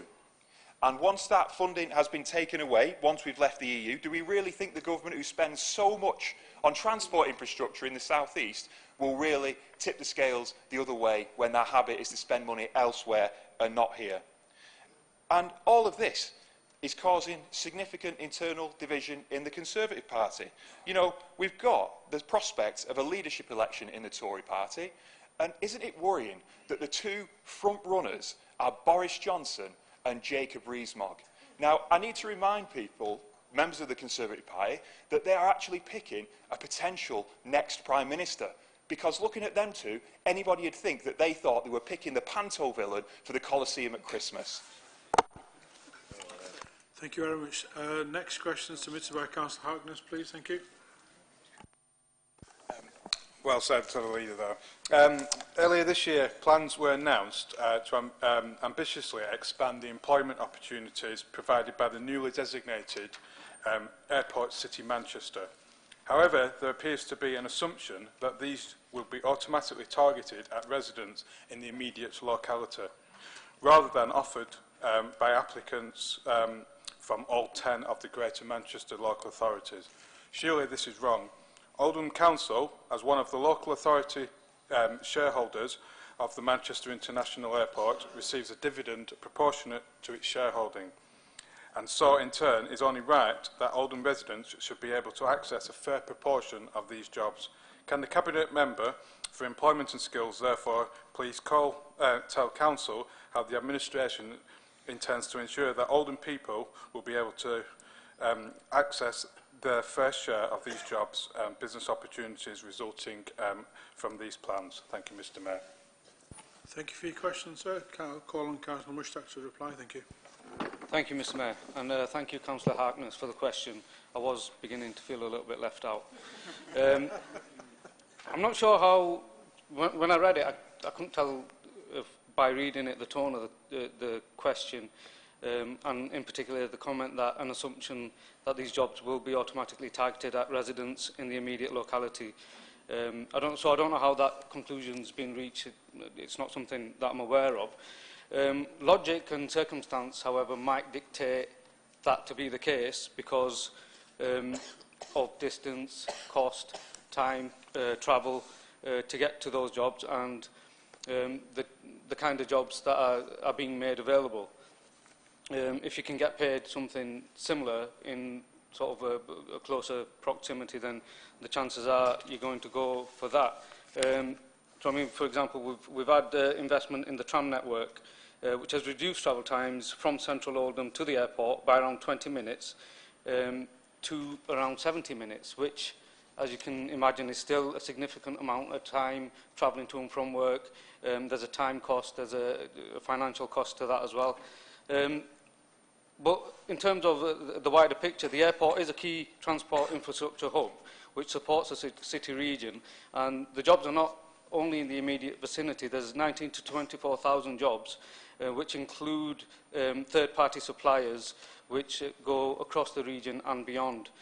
In terms of our own role and making those opportunities available to Oldham residents, Oldham Council does have a very good relationship with Manchester Airport Group, who attended our annual jobs fair last year.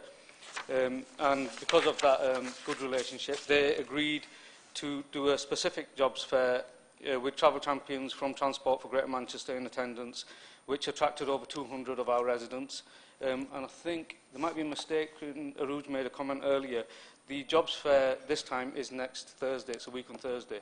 Yeah, so it's 20th of September. So I was going to send out an email this week and next to remind members, so I'll make that point now as well. Just pass that on, please, to all your networks. Sorry about that, Aruj. So in terms of GMCA, it is committed to promoting jobs and enterprise opportunity to all citizens within Greater Manchester, not just to those in the locality. For example, the Amazon Fulfilment Centre roles were advertised through our Get Oldham Working jobs board and through the Skills Employment Programme. And in terms of the dividend, which you mentioned, the airport provides us, as shareholders, with a dividend, which I think, Abdul might correct me, was close to 6 million, around there? No? Okay. And that's helped in terms of road improvement and Get Oldham Working traineeship programmes, which created 86-month jobs for long-term unemployed citizens, removing them out of the benefit trap, with 85% of those progressing into sustained employment. And the employment sites presented in the local plan will be key part of Oldham's economic future and GMCA and supporting these proposals. And I guess that's one thing we can argue for.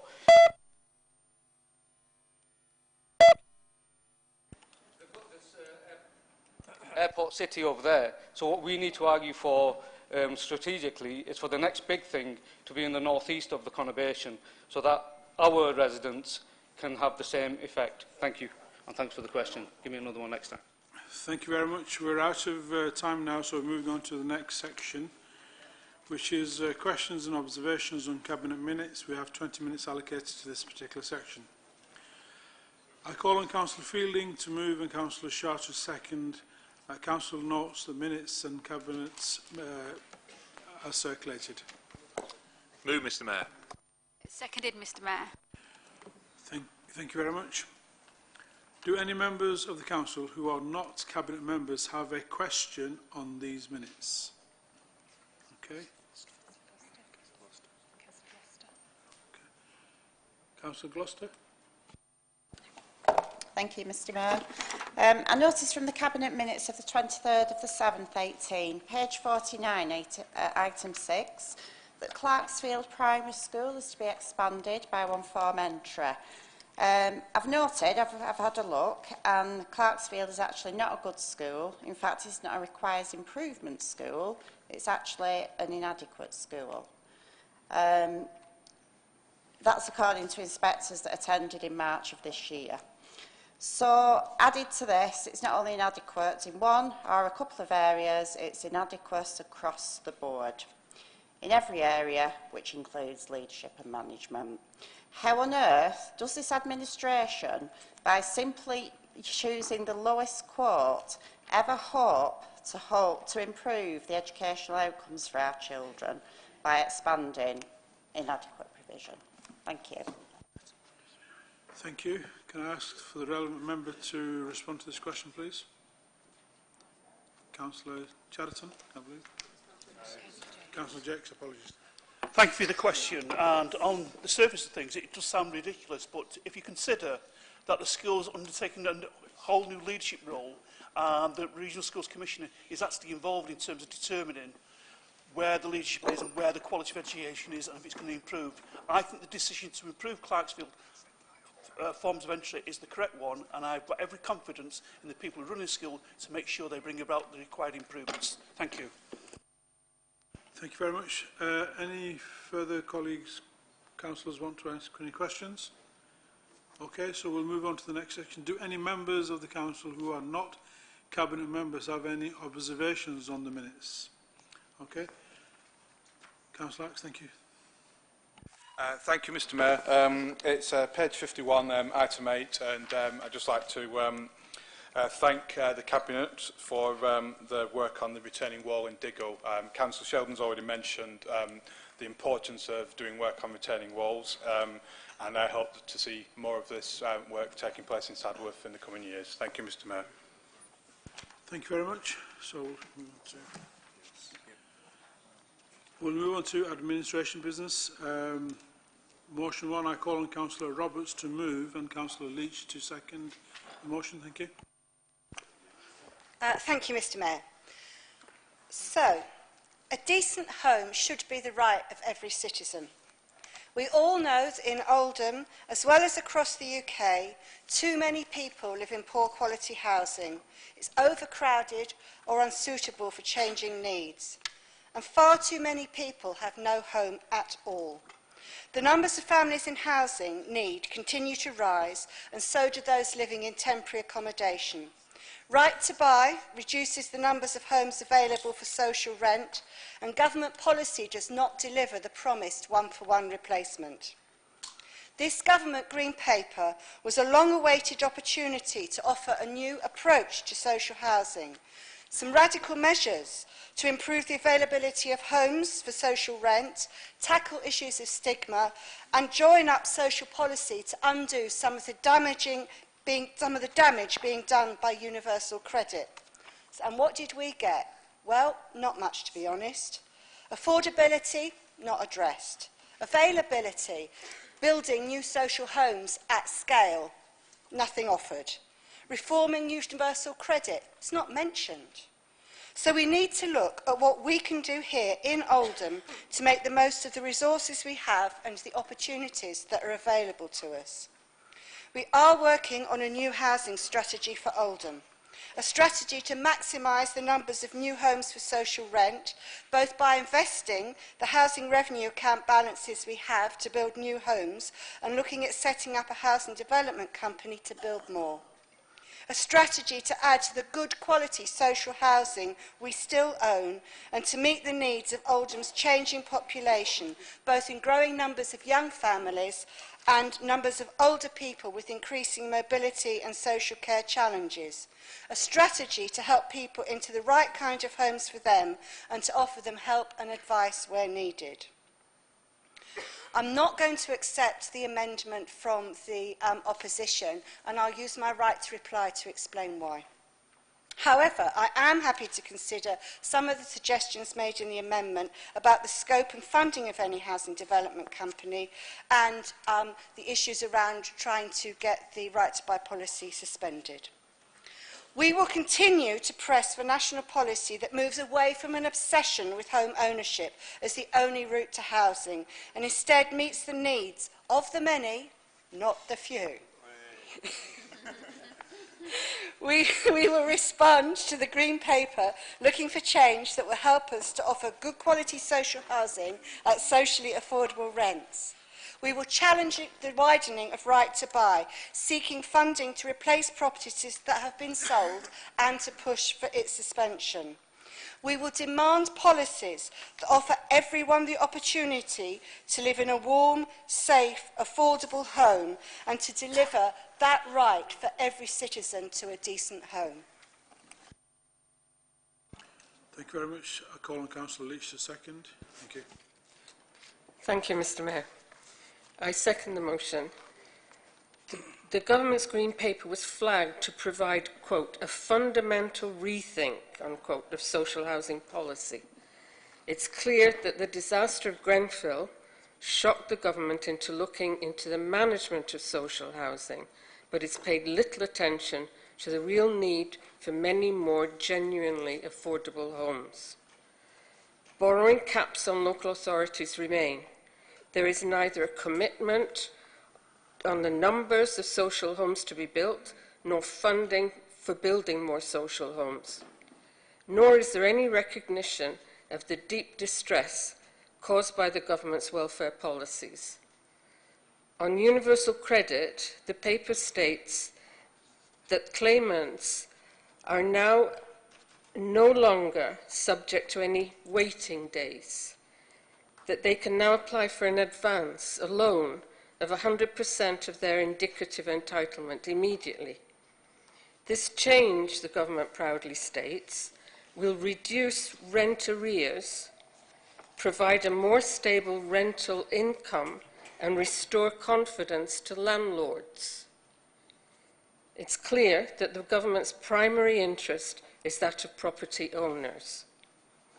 Of the 5 principles which are claimed to underpin this, quote, new, fairer deal for social housing residents, unquote, one, the last, says building the social homes that we need and ensuring that those homes can act as a springboard to home ownership. So we're going to get more social housing for right to buy. Mr Mayor, this council should back the proposed responses to the Green Paper, which would offer real change in our being able to offer good quality social housing at socially affordable rents. Thank you. Thank you very much. I call on Councillor Sykes and Councillor Williams to second the amendment. Thank you, Mr Mayor. Speak very briefly to the amendment, which is intended to support the sentiments of the motion, which we don't disagree with, and I'd like to speak on that, whether it's amended or not later on, Mr Mayor, if that helps you. 3 or 4 aspects, just very briefly, and agree the government's so-called much-weighted and late Green Paper was a damp squib, to say the least, and did nothing to answer some of the fundamental questions facing us in terms of the housing market, both in our particular mix that we have here in Oldham and in the North West, but actually across England and Wales as well. I say England and Wales because it's not a devolved matter in Scotland. So, our amendment does basically adds to the motion 4 things. Takes cognizance of specific people with disabilities, a growing group we have in the borough, and makes specific provision for them. Makes a request that the GM, Greater Manchester Authority, and the LGA are involved should we pass the motion. If we're having an honest debate about social housing, you've got to give the landlord the power to suspend the right to buy. And we've been pragmatic about this in Oldham. Peter will remember. We actually allowed it before the legislation made authorities do it, when it was the right thing to do for us, as it was with a couple of places in a couple of estates 30 years ago. But if it isn't, selling housing stock off at a discounted rate, which you then can't invest to build new properties for other people, is wrong. And you can see the legacy of that when you go around any ward in Oldham where 3 and 4 bedroom houses, they're not like hen's teeth, they're even rarer than that. And what we've got is a plethora of 1 and 2 bedroom flats. And it just doesn't meet our demand. And then the final point, it would be remiss not to address, seeing as our chief planner and strategist says our affordable housing policy is not fit for purpose. If it's not fit for purpose, we need to sort it out now, and our amendment also attempts to sweep that up into it. So those 4 specific aspects are how we seek to strengthen the motion, Mr Mayor, and with that I'd urge you to support the amendment. Thank you very much. Does Councillor Williamson want to reply? Thank you, Mr Mayor. I rise to second the amendment. We all want to have a nice house to live in and we take pride in that. But some people do not have the ability to get a mortgage to purchase their dream home and have to turn to social housing. A key function of social housing is to provide accommodation that is affordable to people on low income. Limits to rent increases set by law means that rents are kept affordable. After the many governments and manifestations of rights to buy, it is little wonder that we have very little affordable housing. The Oldham Affordable Housing Strategy identifies a set of priorities reflecting the three themes of the Oldham Housing Strategy 2009-12. Quantity, achieving the right quantity of affordable housing to rent, which is in our amendment. Quality, continue to raise the quality of our new and existing stock. Connecting Oldham's residents to an improved housing offer through greater choice and access in. Did we achieve that, or have we achieved it in parts of the borough perhaps? In Oldham, the current housing strategy states that we have approximately 19,549 social rented houses and 74,266 private sector homes. But the analysis of the existing stock shows that the borough has an unbalanced housing offer with low proportions of detached properties and a very high proportion of terrace homes. In our borough, we need to have a mix of property types to enable people with disabilities of working age who wish to live independently, as well as for young people who cannot afford to move out from their family home into private rented accommodation or even get a mortgage because of debt from student loans and low wages. And we mustn't forget those larger families. I'm not naive enough to think that social housing will be improved overnight, but by working with the GMCA and the LGA to bring forward proposals that meet needs and lobbying subsequent governments to grant local authorities the power to suspend the right to buy in their areas, we can eventually get there. Thank you, Mr Mayor. Thank you very much. Does any member wish to speak on the amendment? Okay. So, Councillor Roberts, do you wish to reply? Thank you. I'd like to just say why it is that I don't think that it's particularly helpful to accept the amendment as it's written. So the first thing to say, I think, is yes, it's absolutely right we need an up-to-date affordable housing strategy, but what we need to do first is we need to do the work on the overall housing strategy. We need to better understand the needs of people in Oldham, and then we need to develop an affordable housing strategy that will meet those needs. There's no point doing one now and then having to revise it in 6 months' time when we've done all of that work on the housing strategy. So I'd like to assure people that we will be working on that, but it's just I don't think that we need to do two pieces of work where we could do one. We are already carrying out a wide-ranging consultation process around the housing strategy. It does include looking at the needs of people with disabilities and other groups who have particular needs issues around the lack of housing for their needs in the borough.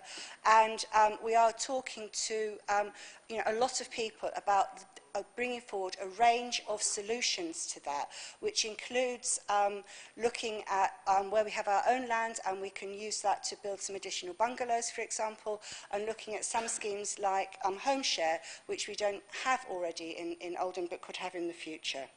And the part of the Liberal Democrat amendment that talks about looking for more land to build homes on with our partners, just like to reassure everyone that the strategic, I never get this right, the strategic housing land availability assessment, which has trawled the borough exhaustively from top to bottom, from east to west, will be being published shortly. That has raised the amount of land that we have available for new homes from 8,000 new homes to about 10,000 new homes.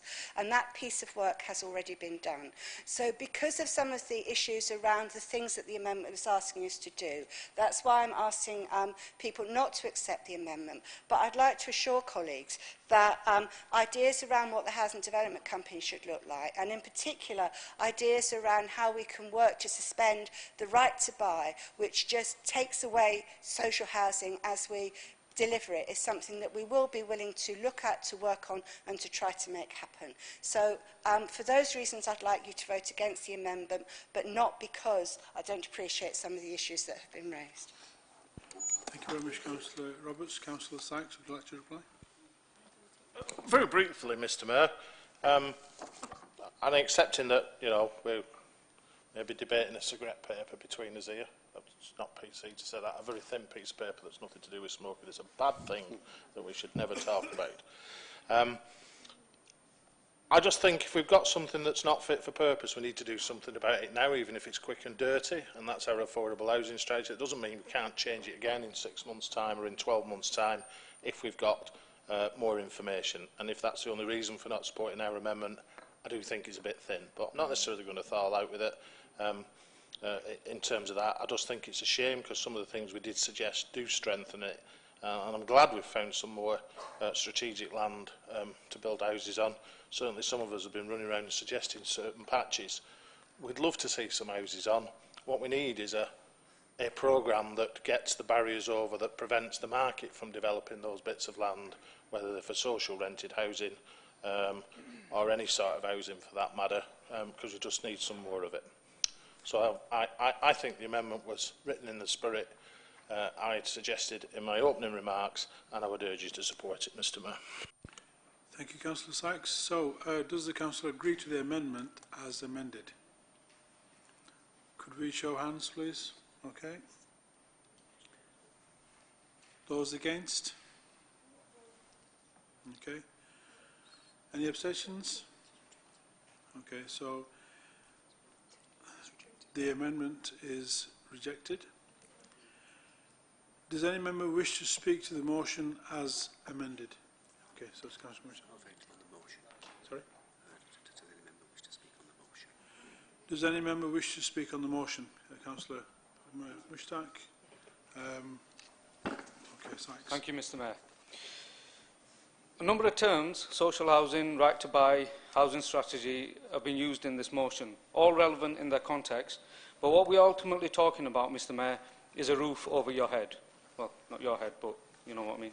Shelter, protection from the elements, safety and security for oneself and for one's family.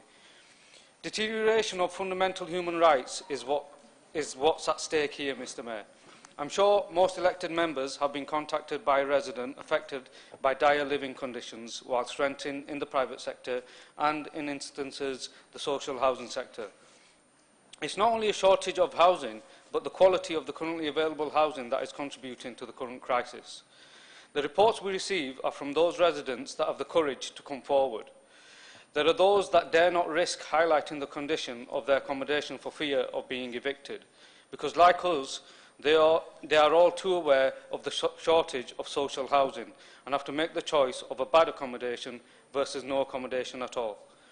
So it's not only a shortage of suitable accommodation that we're having to deal with, it's the creation of a mindset amongst those most vulnerable in our society that we should be grateful for having a roof over our head, even if it means that that roof is leaking, that the electrics are faulty, that our children have to be in an environment of damp and squalor.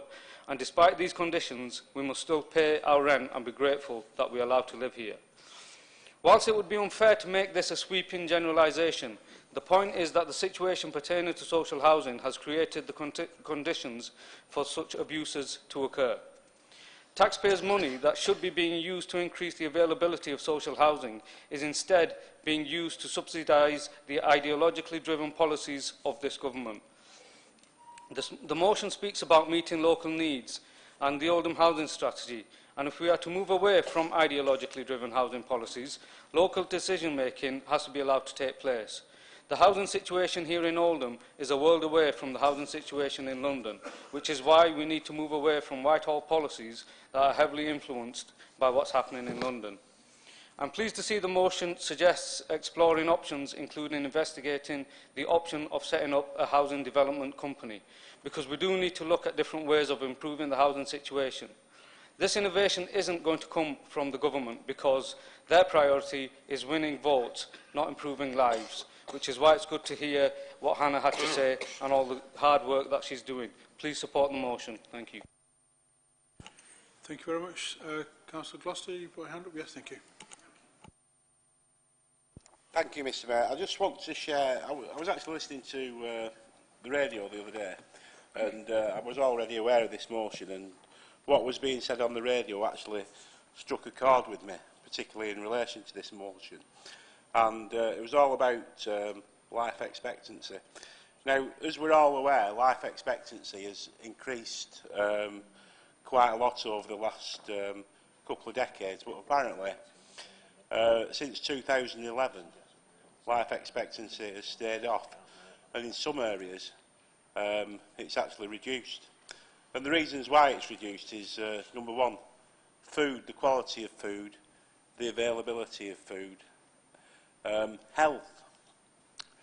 And that relates to, as the report said, your ability to be able to go and see a doctor.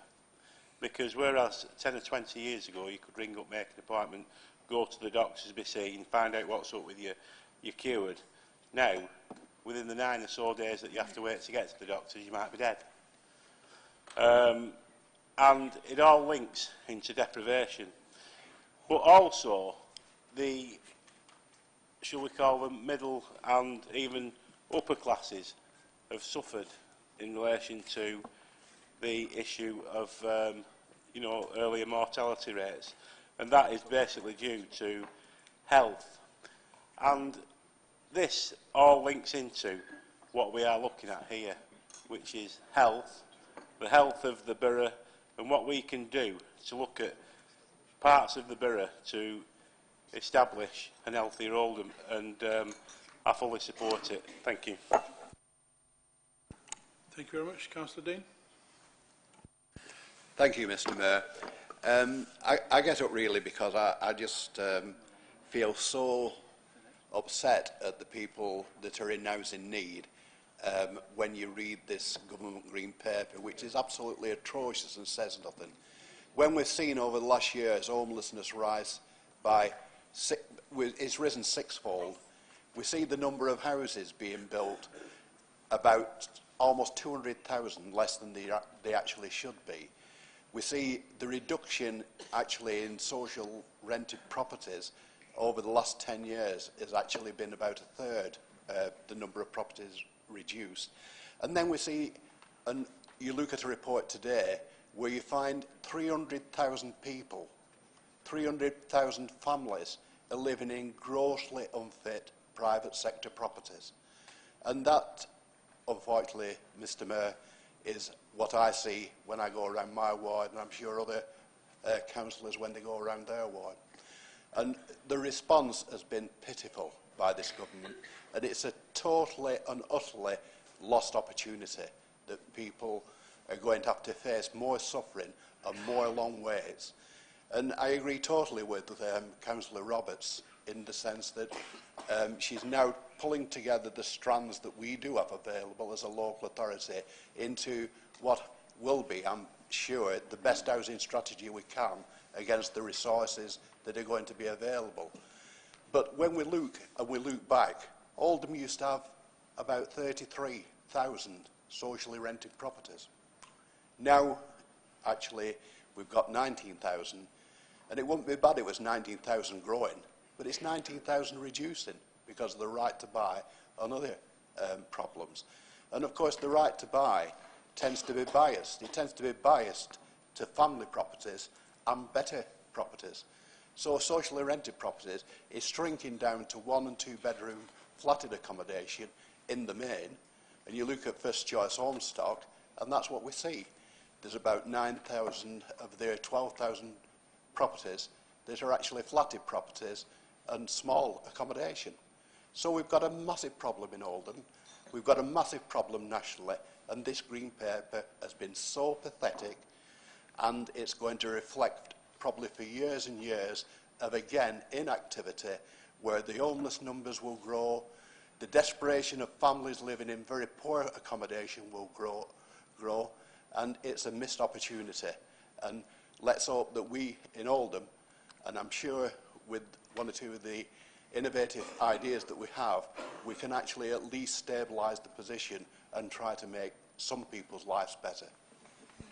Thank you very much, Councillor Dean. Councillor Sykes. Thank you, Mr. Mayor. I just want to speak on one aspect of the resolution, and that's about the Housing Development Company. take you back to November 2015. My good friend, John McCann, said in a low-wage area like Oldham, access to affordable housing is critical.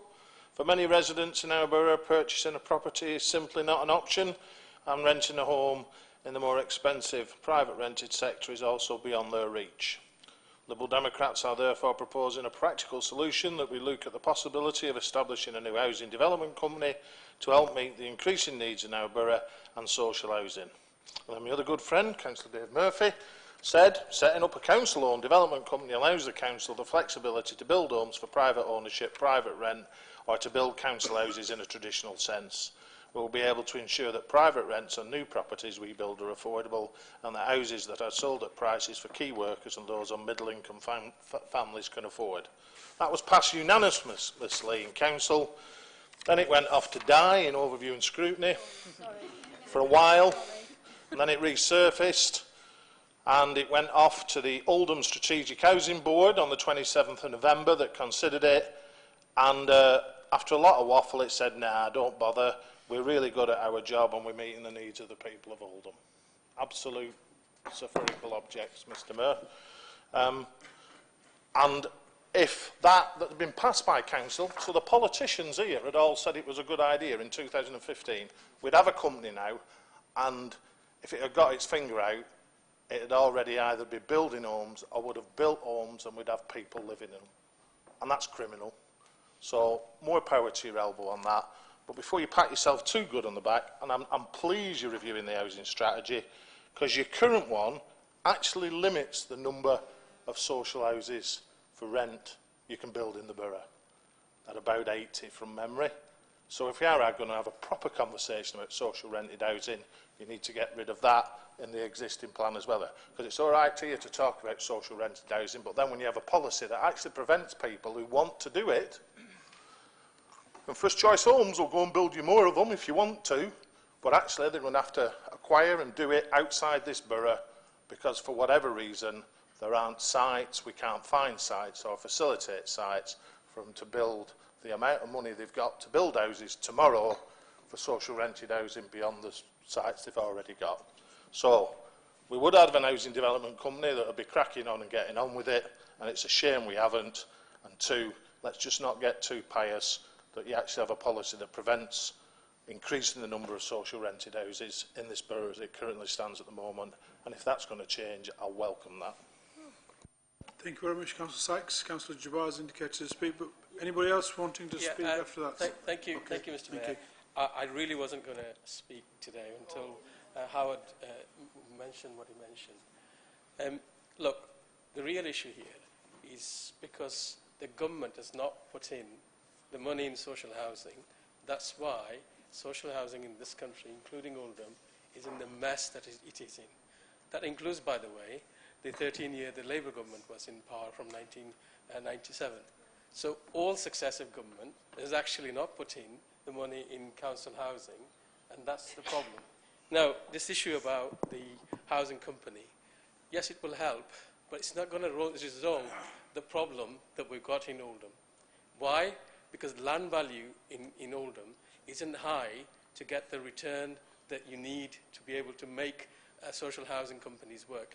We've seen this kind of thing work in South, for example, in Tower Hamlets, in Hackney, and the reason why it's worked there is because land value is infinitely higher than what it is here. The only reason that we can consider this situation of having a social housing now is because we've got a very healthy surplus in the housing revenue account, and that's come about because of some defaults as a contractor has failed to deliver what he should have done, and because of that we managed to get some compensation, and for that reason that we've got some healthy sums. Now, I'm absolutely in favour of what the Cabinet Member for Housing is trying to do, but to have this idea that the social housing, setting up a social housing by Oldham Council is going to resolve all its problems, please don't be mistaken. That is not going to happen. It will help. Of course it will help, but it's not going to solve the problem. The only way it will solve the problem is if the government seriously put in the money social housing deserves for everyone to have a decent housing in our country. And by the way, as well, what's happened when the 2010 coalition government came in, the first thing they did in the Localism Act in 2011 was to create something called assured rent, market rent, sorry, from moving it from assured rent to market rent. And what it meant was that the rent increased from fair rent to market rent, which is 80% of the market rent. And it meant, right, that the housing benefit call was so high that there wasn't any money left for capital housing, which was needed to subsidize building of every social housing throughout the country. So, Howard, don't give the blame to all of it. Your government was part of the coalition which made that decision to take £4 billion out of social housing capital program in 2011, and that's a result that profoundly changed what happened in social housing and the number of units that was subsequently built by the coalition government. Now, I accept the previous Labour government also didn't put in sufficient money, and I've spoken in this chamber and elsewhere criticising them as well. So I'm looking forward to this, but please don't think, right, it will resolve our problem. Thank you very much, Councillor Jabbar. Due to time constraints, we need to go to Councillor Roberts for a reply. No? Okay, in that case, can we go to the vote? All those in favour of the motion, please, hands up. Okay.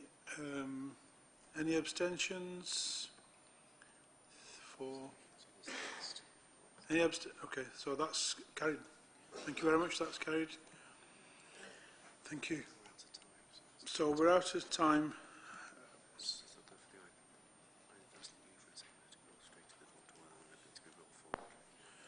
For the second, yeah. So for the second motion, we're out of time. So would you like to carry this motion to the next meeting? Okay.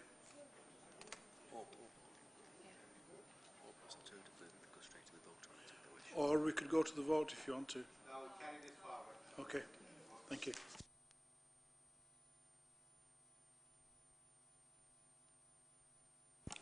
So, option...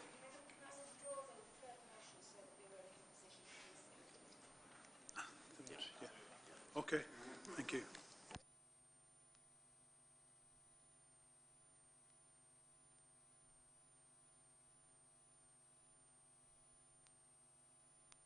Opposition business. Yes. So we swiftly move on to item agenda number 13, notice of opposition business. Sorry?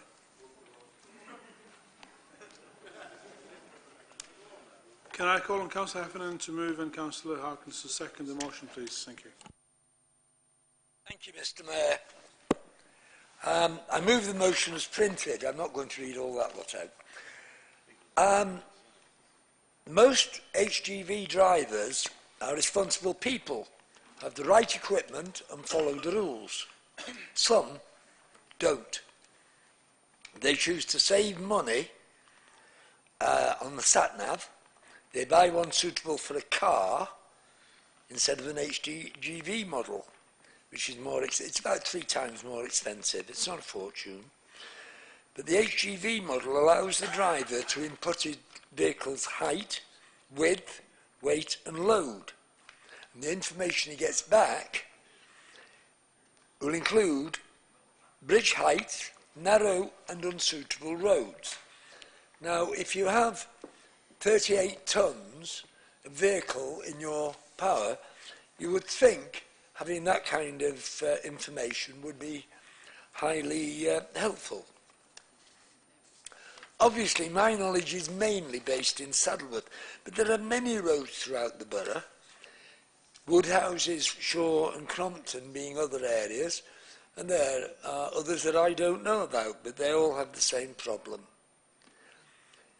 On Thursday, the 26th of April this year, an HGV came down Grange Road into Delft and got stuck. He decided to turn left onto King Street. You can't turn left. It's impossible with an HGV. Vehicles buses, cars, smaller vans couldn't get through the village. Parents could not get through to collect their children from school. The alternative route was via the Sound, the A62, Rippenden Road, Delft Road, Denshaw and King Street, Delft. About 12.5 miles instead of about 50 to 100 yards. The village was blocked for 4 hours. That took up police time, council staff time, and had a bad effect on local local businesses. That was because one driver got it wrong. But this is a regular problem. This isn't a one-off. The corner house on Grange Road has suffered repeated damage over the years. And some years ago, when the then owner of the house came out and pointed out to the driver the damage he had caused to her home, believe it or not, he pointed out the damage the house had caused to his vehicle. And he moaned about big, heavy Victorian houses that were too strong and well built. That is fact. I have a feeling the house did not move in the way of the driver. I think it was the other way around. One problem is the signing at the junction of the A672 Rippenden Road and Grange Road is inadequate. It's legal, but it's inadequate. There is a main sign showing the road numbers, whatever, with an arrow saying no vehicle over 7.5 tonnes. By the time the wagon driver, getting instructions from his sat-nav, is approaching that, he's too busy getting his vehicle into place to turn left onto Grange Road. On Grange Road, there are two small... Thank you, Mr. Mayor. There are two small signs, and the driver turning a vehicle that side will miss him. A large, clearer sign is needed on the A672, unsuitable for vehicles over 7.5 tonnes. And I should point out a large vehicle is over 3.5 tonnes, not 7.5. And I'm sure a rethink is needed in other places. We should also look at a lorry watch scheme using local observers to record misuse of weight-restricted routes. These details will include registration numbers and company names, which can be passed to trading standards and who can then take further action. HGVs cause air and noise pollution, damage road surfaces and create safety hazards. Councillor Heffernan, you've come to the end of your time. Thank you very much. Irresponsible drivers can be managed in Wales and in London, but not here. Thank you, Mr. Mayor. Thank you very much. Could I call on Councillor Harkness, please? Thank you. Thank you, Mr. Mayor. I raised to second this motion, which is aimed at addressing the HGV problems in our rural areas. And as part of this motion, we want to ensure that all lorries have the commercial sat-navs, which include the lorry dimensions, as Councillor Effern's mentioned, and also exploring the lorry watch scheme to deal with the irresponsible lorry drivers. So my colleague has outlined already the issue in Delft, but it's not the first time that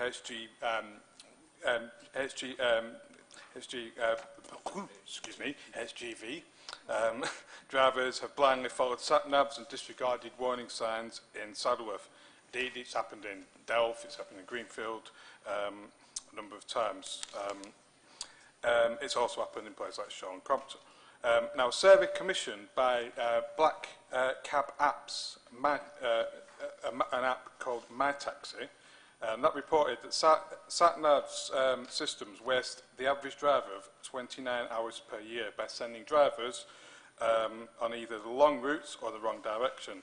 Lorries of a certain weight, height or width are banned from many minor roads, but the police, whilst doing all they can, do not always have the resources to enforce these restrictions. The Local Government Association said that between 2011 and 16, the number of fines for neglect of traffic signs and directions and of pedestrian rights, which includes enforcement of weights and width restrictions, has fallen by 32%. So from 146,500 to just over 100,000. That's despite the number of heavy goods lorries on the roads increasing by 356,000 since 2012. So as villages and rural communities across the country have been blighted by recent spate of lorry smashes and careless HGVs getting stuck, and causes increasing amounts of disruption to the average motorist. So as part of our solution, we seek to examine, the overviewing scrutiny to examine the establishment of a lorry watch scheme, which is a bit like Home Watch. It empowers our local residents to take positive action to help keep the villages and rural areas HGVs free. So community volunteers can record details of lorries that are suspected of using unsuitable roads or not sticking to the limits and restrictions. So once that information is collated, it can be passed on to the police, who can find the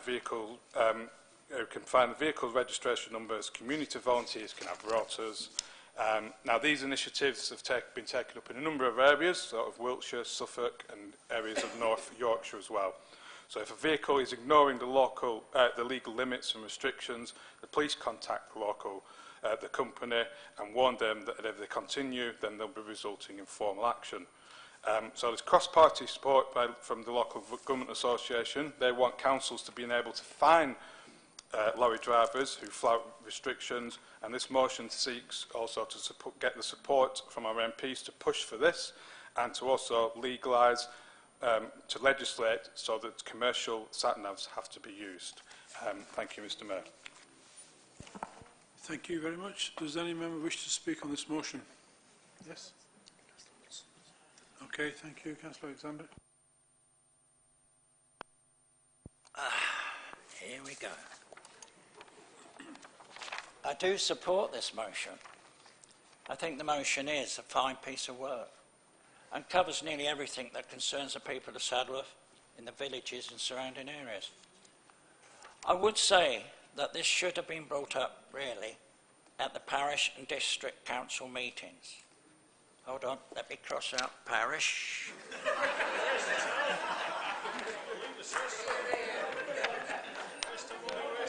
And that all the facts explored by the elected councillors who are connected to the local communities.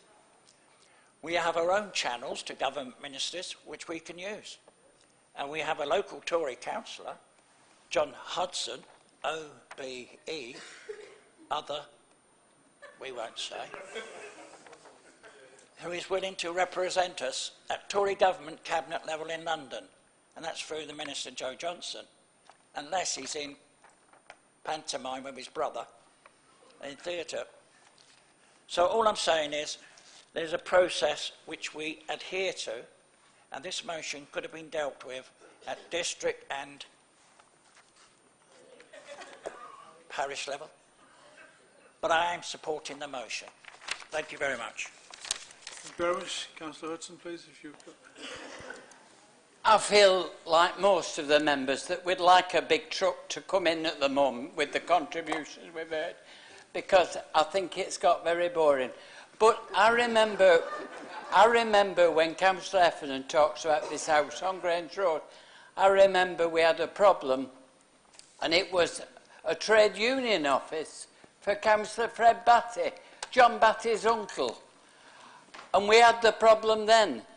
But you'll be pleased to know, Mr Mayor, I have brought this up with the relevant people, and yes, I do think it's an issue that's being actively fought by the Saddleworth Parish Council, and I hope it'll bring a satisfactory conclusion, because Councillor Efflin's quite right. All we can do is put a big sign on the main road to make sure that these little signs, they're in the wrong place and it's too late for the driver to take action.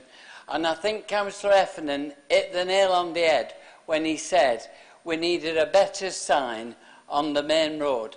And that's just what we are proposing and sorting out. with the relevant people in London. I'm not suggesting that's one reason I got the OBE, but I would say to you that if a truck came at the moment, it'd do us all a favour, we could get home. But I do support it, Mr Mayor. Thank you. Okay. But, Councillor.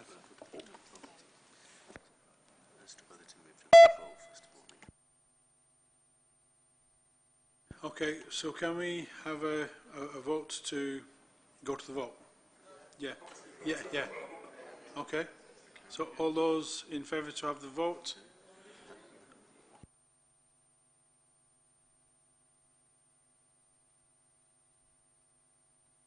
Councillor Heffern, would you like to reply before we go to the vote? Very briefly, Mr Mayor, thank you, Councillor Alexander, thank you, Councillor Hudson, and I will be happy to go to the vote. Therefore, could we all show hands, all those in favour? Okay. That's unanimous, I can see. Yes, thank you very much. Thank you. The motion is carried. So we move to motion 2, calling Councillor Williamson to move and Councillor Hazel Gloucester to second the following motion. Thank you. Thank you, Mr Mayor. I rise to propose a motion as printed in the Green Book, and I'm happy to accept the amendment. 25% of all schoolgirls have at some point been forced to use tissues or cotton wool or double up on underwear as they have not had the appropriate protection. 85% of schoolgirls have no idea how or where they can get free sanitary protection. 56% of teenage girls said they would rather be bullied at school than talk to their parents about periods. And more worryingly, 11% of girls were found to be putting their health at risk by using products such as tampons for far longer periods than recommended because they did not have a replacement. It's a crying shame that we allow a proportion of young girls who, for whatever reason, family circumstances, lack of money or knowledge, put their lives at risk by being bullied and putting their health at risk by compromising on replacing sanitary products when needed. How embarrassing for those girls who have to sit down in class, not having any protection, hoping that nothing shows through their school uniform when they are having their period. It is an absolutely humiliating experience when you realise this has happened. Should we really be allowing this to happen in 21st century Britain? How can we help these girls and give them the opportunity to go to their place of education and learn rather than worry? Well, let's start by looking at our schools in Oldham and what they do. I know that some schools do hold supplies, but is it every school or college? And is it primary schools? Fantastically, here in Oldham, the 21st Oldham Friesland Rangers are working with the charity Red Box Project, whereby members of the public can donate sanitary products in branded boxes located in prominent places for redistribution to students in need attending our local schools and colleges. Working with the Red Box Project is always, for every purchase Always Ultra made, they will donate a pad directly to UK schools in most need. So far, over 12 million, nearly 13 million.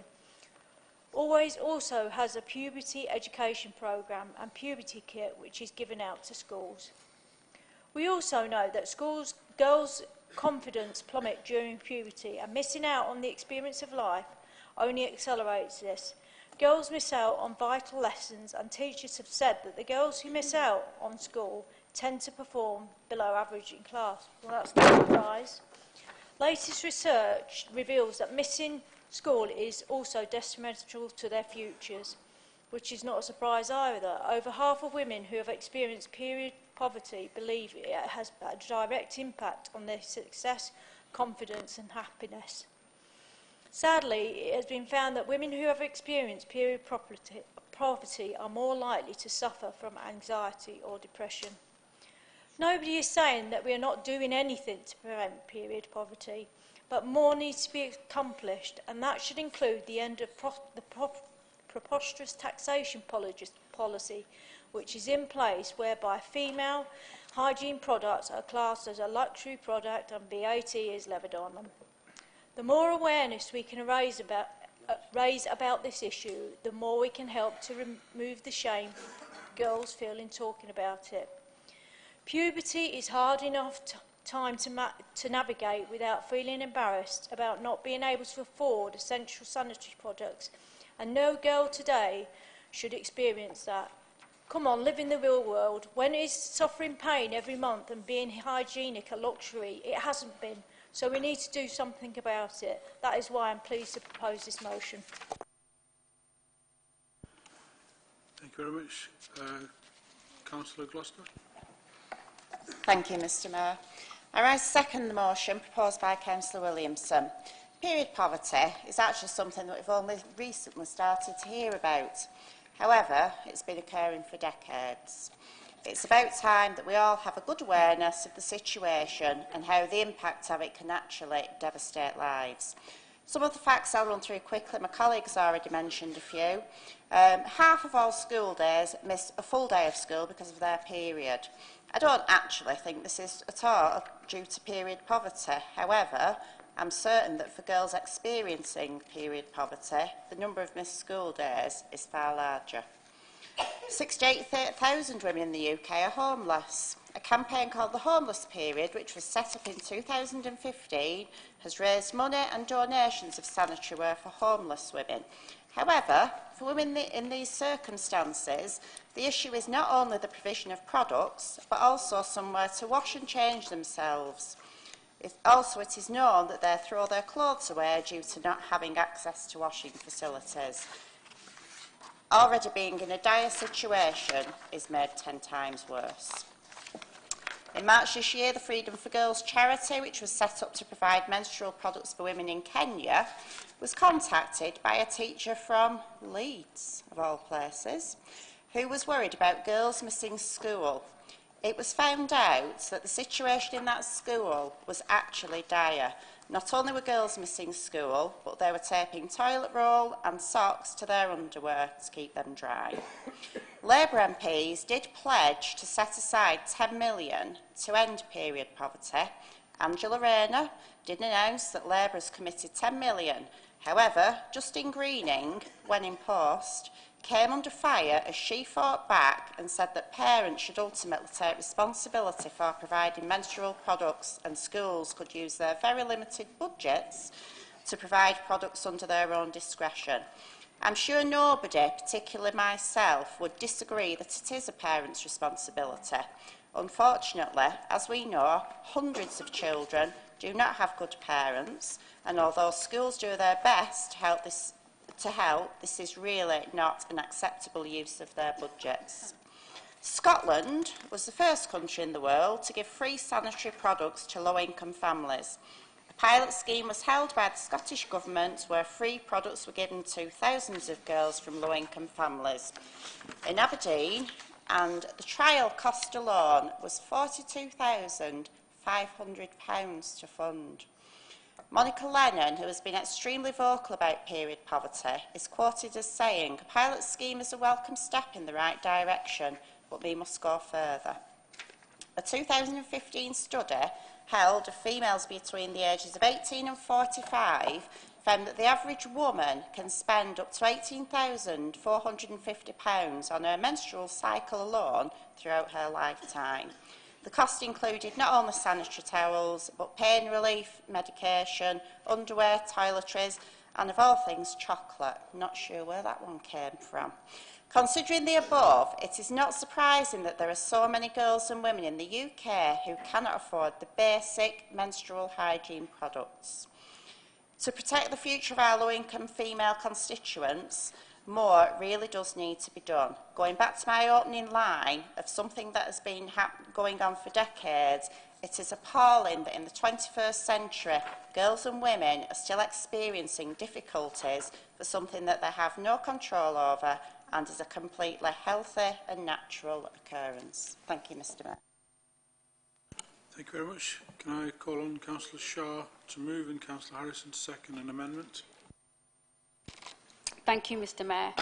I rise to support the motion with the amendment as stated, and I'd like to say the interest in saving time and also I appreciate that colleagues across the chamber would be probably sick of the sight of me, that I would not like to speak, but I actually am going to, because I think it'd be a disservice to sisterhood, and not only that, to women and girls in Oldham that actually for who this is like a real issue. I'd like to start, Mr Mayor, by saying that it not only saddens me, but I think it's deeply shameful that in a society such as the UK, and as developed and as advanced as that we are, that period poverty even exists. Sanitary products, like Councillor Williamson said, are not a luxury, but are a necessity.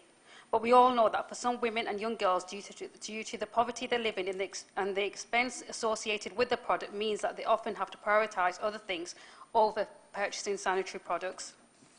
We've all heard of the disturbing cases whereby women have had to sellotape tissue to their underwear or use bits of fabric just to stay dry. You hear about young schoolgirls that avoid having to go to school or partake in activities every month because they can't often afford sanitary products. And like Councillor Gloucester mentioned, this government continues to prove that it's no friend to women. The former Education Secretary, Justine Greening, diminished responsibility and her role to play in this, and said that, like Councillor Gloucester said, that it was down to parents and schools to use their budgets to provide free sanitary products within school. And we know that a recent House of Commons analysis revealed that current policies and taxes meant that 86% of women are bearing the burden of austerity.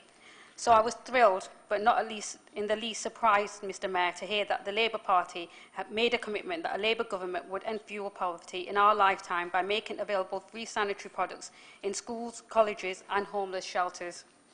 But thankfully, Mr Mayor, in Oldham we are in power. So as a Labour-run administration, we will be committing to raise awareness of period poverty, and through our district executives, we'll look into how we can ensure that the Red Box scheme is not rolled out just across schools, but across boroughs in homeless shelters and food banks. Thank you, Mr Mayor. Thank you very much. Does Councillor Harrison wish to reply? Thank you, Mr Mayor. I'd just like to say that I'm really glad that this subject has come to Council tonight, because sadly, even this 21st century, there's still a lot of embarrassment in talking openly about this subject, about periods and menstruation. And yet, as already been said, it's a normal bodily function of women, as natural as any other functions. So perhaps the embarrassment factor is partly responsible for why it's not been tackled more positively in the past. And although we're amending the original motion, we definitely agree with it in spirit.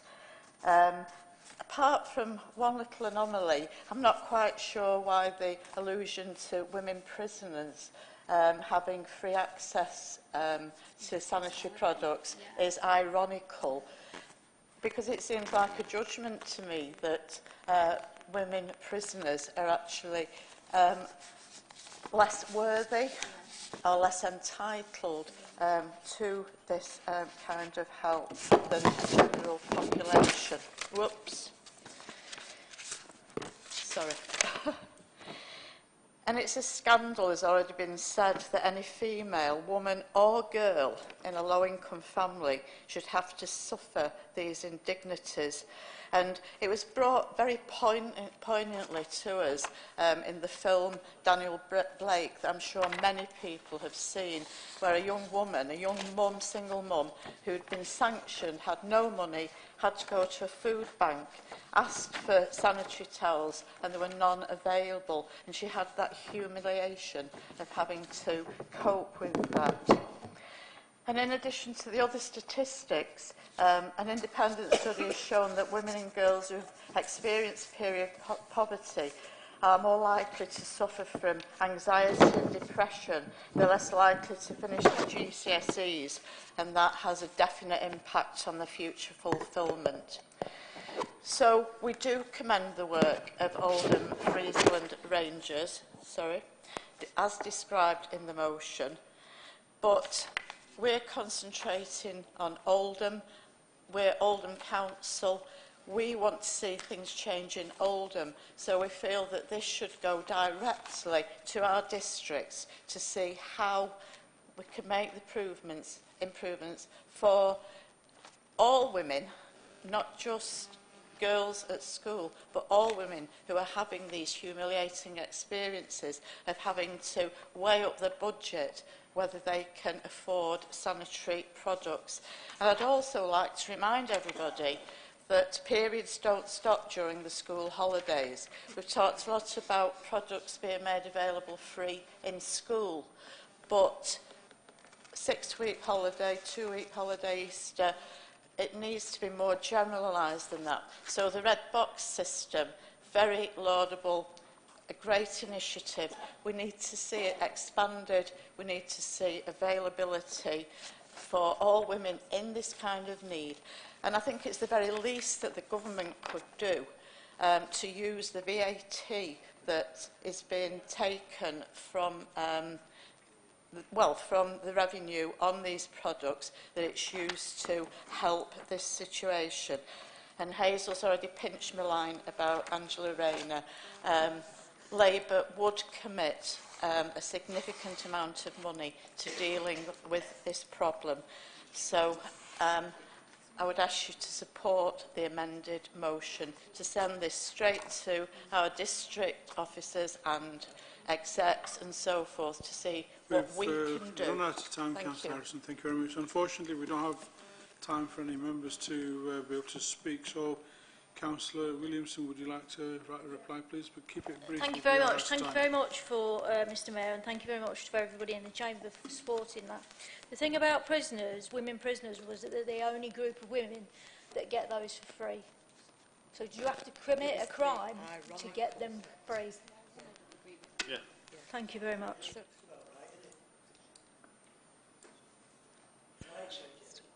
Oh, sorry. Councillor Shaw, would you like to reply, but keep it very brief, please? We're running out of time. Just to clarify that we are supporting the motion, and the only reason is, like Councillor Howard Sykes alluded to before, not to take it to overviewing scrutiny, but to provide more efficient action and roll it out to district execs. Okay, so we're going to go to the amendment. All those in favour of the amendment? Okay. Okay, so the amendment is carried. Thank you very much. So all those in favour of the motion as amended, please show your support. Thank you. Okay, it's unanimous. Thank you very much. So that's carried. Thank you very much.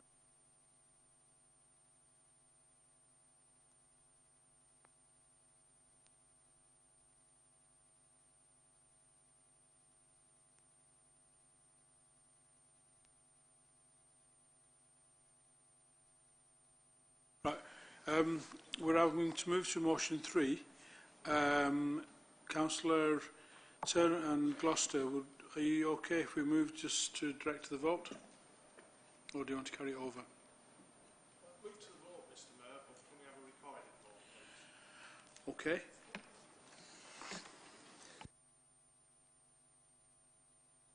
Okay. Okay, who's moving and seconding this? It's got to be moved and seconded first. Okay, do we all agree on a recorded vote? No, it doesn't need to be agreed, but it's got to be moved and seconded first. So who's moving it, who's seconding it?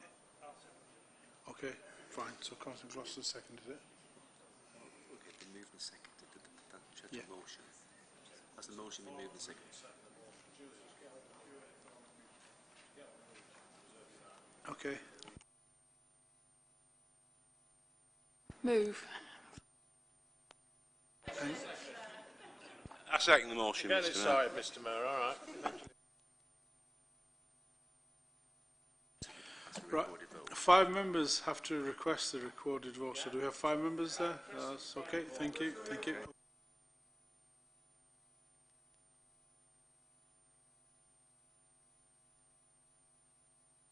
So we're going to have a recorded vote. Thank you. Yes.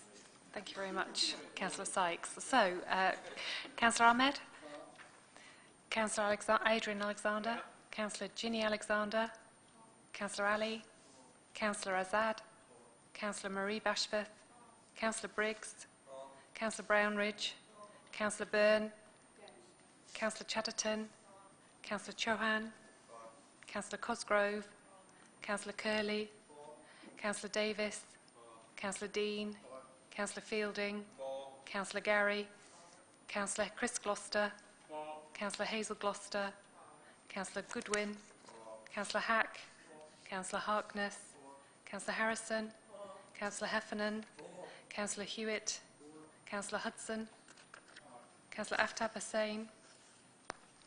Is he gone? No, sorry. Councillor Fida Hussain. Fida. Councillor Jabbar, Councillor Jacks, Councillor Judd, Councillor Larkin. It's gone. Okay. Councillor Leach, Councillor Malik, Councillor McLaren, Councillor Moores, Councillor Murphy,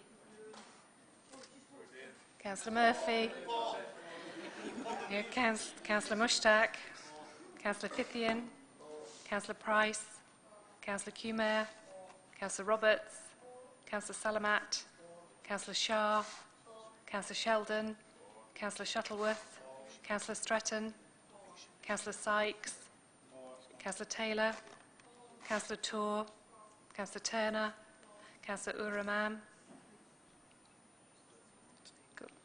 Right. Sorry. Thank you.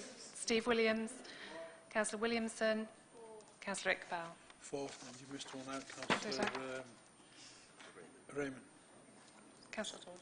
No, oh, he's not on the list actually. Councillor Raymond. Councillor Raymond.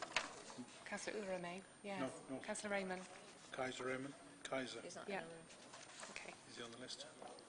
Yeah. Yeah. Okay. So that's been carried. Thank you. So 14. Yeah. So moving on to item 14A, minutes of partnerships. I call on the spokespersons of the partnerships to note the minutes as submitted. Myocare, Councillor Chuan. Oldham Leadership Board, Councillor Fielding. Do any members of the Council have a question on the minutes? Thank you. Can I ask the relevant members... Yeah. Okay. We're moving to item 14B. Sorry.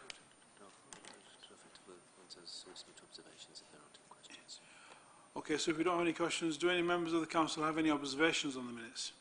No, okay. Can I ask the relevant members to respond? Obviously, there's no questions, no observations, so we'll move on to item agenda 14B, minutes of the joint authorities. I call on the spokespersons present at the meetings of the joint authorities to move the minutes as submitted. Transport for Greater Manchester, Councillor Alexander. Move. Greater Manchester Combined Authority, Councillor Fielding. AGM Executive, Councillor Fielding. National Park Authority, Councillor McLaren. Greater Manchester Health and Care Board, Councillor Moores. Do any members of the Council have a question on the minutes? Okay, Councillor Gloucester. Quite easily. Yeah, we look at page 118, and it's the second paragraph relating to diabetes clinical best practice strategy. Does it actually say who is it? Well, it says she reported. I don't know who she is, unfortunately. And then goes on to say, during Ramadan, there's an increased risk of hypoglycemia due to fasting, increased prayer time, and she urged that people tell their friends and family that they're diabetic to ensure that they receive help should it be required. The question is, do we in Oldham do anything a bit more than just hope that family members tell each other that they're diabetic to reduce this risk? Okay. Can I ask the relevant member to respond to this question as submitted? Dr. Chuan, thank you. At least I got an opportunity to speak. Thank you. Oh God, sorry, my legs were tired. So a number of things happen. Obviously, GPs advise their patients. A number of voluntary groups run sessions as well, including sessions in mosques as well. And this year we will build on that further, have more structured approach to that advice. It's very difficult as a competent adult if people, despite knowing everything, they decide to fast. You can't stop them, considering they know that possible consequences. Islam also allows you, I'm not a scholar, but allows you to not fast if you are diabetic, so you don't have to fast as well. But people do make informed choices. fasting or not. And generally, they receive very good education from the general practitioner and some extra advice during the fasting month. Do I need to carry on? Or thank you. Thank you very much. Do any members of the council have any observations on the minutes? Okay. No. Can I call on? Can I ask the relevant members? So move to agenda item 15. Okay, thank you. Nobody wants to speak? So, Howard, do you want to speak on this? Okay. So, does the council agree on the recommendations of the report? Okay. Item agenda 16, 2017-18 annual statement of accounts. I call on Councillor Jabbar to move and Councillor Fielding to second the report. I rise to move the report, Mr. Mayor, but in doing so, can I just add a couple of sentences? This deals with, obviously, the finance of the council for the financial year 17-18, and it contains the external auditor's report about how we manage our account and the way we deal with our finances. You'll be very pleased to know, Mr. Mayor, that we've got an excellent report from our auditor, Grant Thornton, and for value for money, we've got all green indicators. And that's all down to the excellent work that our finance team do, which is led by Anne Ryan, our Borough Treasurer. And I wanted to take this opportunity to thank her and all her team for the work she's doing. Thank you. Sorry, the audit committee chair. This report went to audit committee first for them to scrutinise it, and my friend here, Councillor Ahmed, was the chair, and he'd done an excellent job. I should have mentioned that. It then went to the cabinet, and the cabinet scrutinised it, and then finally it's come here. So my appreciation to the chair, former chair of the audit committee, and the entire audit committee for the work they do by scrutinising the accounts. Thank you very much for the update. Does any member wish to speak on this? No? Oh, I'm going to make it. No, it's seconded, Mr. Mayor. Thank you very much, Councillor Fielding. Does any member wish to speak on this? No? Okay. Does the council agree to the recommendations as detailed within the report? Thank you. Treasury Management Review, agenda item 17. I call on Councillor Jabbar to move and Councillor Fielding to second. Move, Mr. Mayor. Second, Mr. Mayor. Thank you. Does any member wish to speak? Thank you. Does the council agree to the recommendations as detailed within the report? Thank you. Item agenda 18, proposed changes to the Transport for Greater Manchester Committee and updated outside bodies grid. I call on Councillor Fielding to move and Councillor Sykes to second the report. Okay, item 19, political balance of review.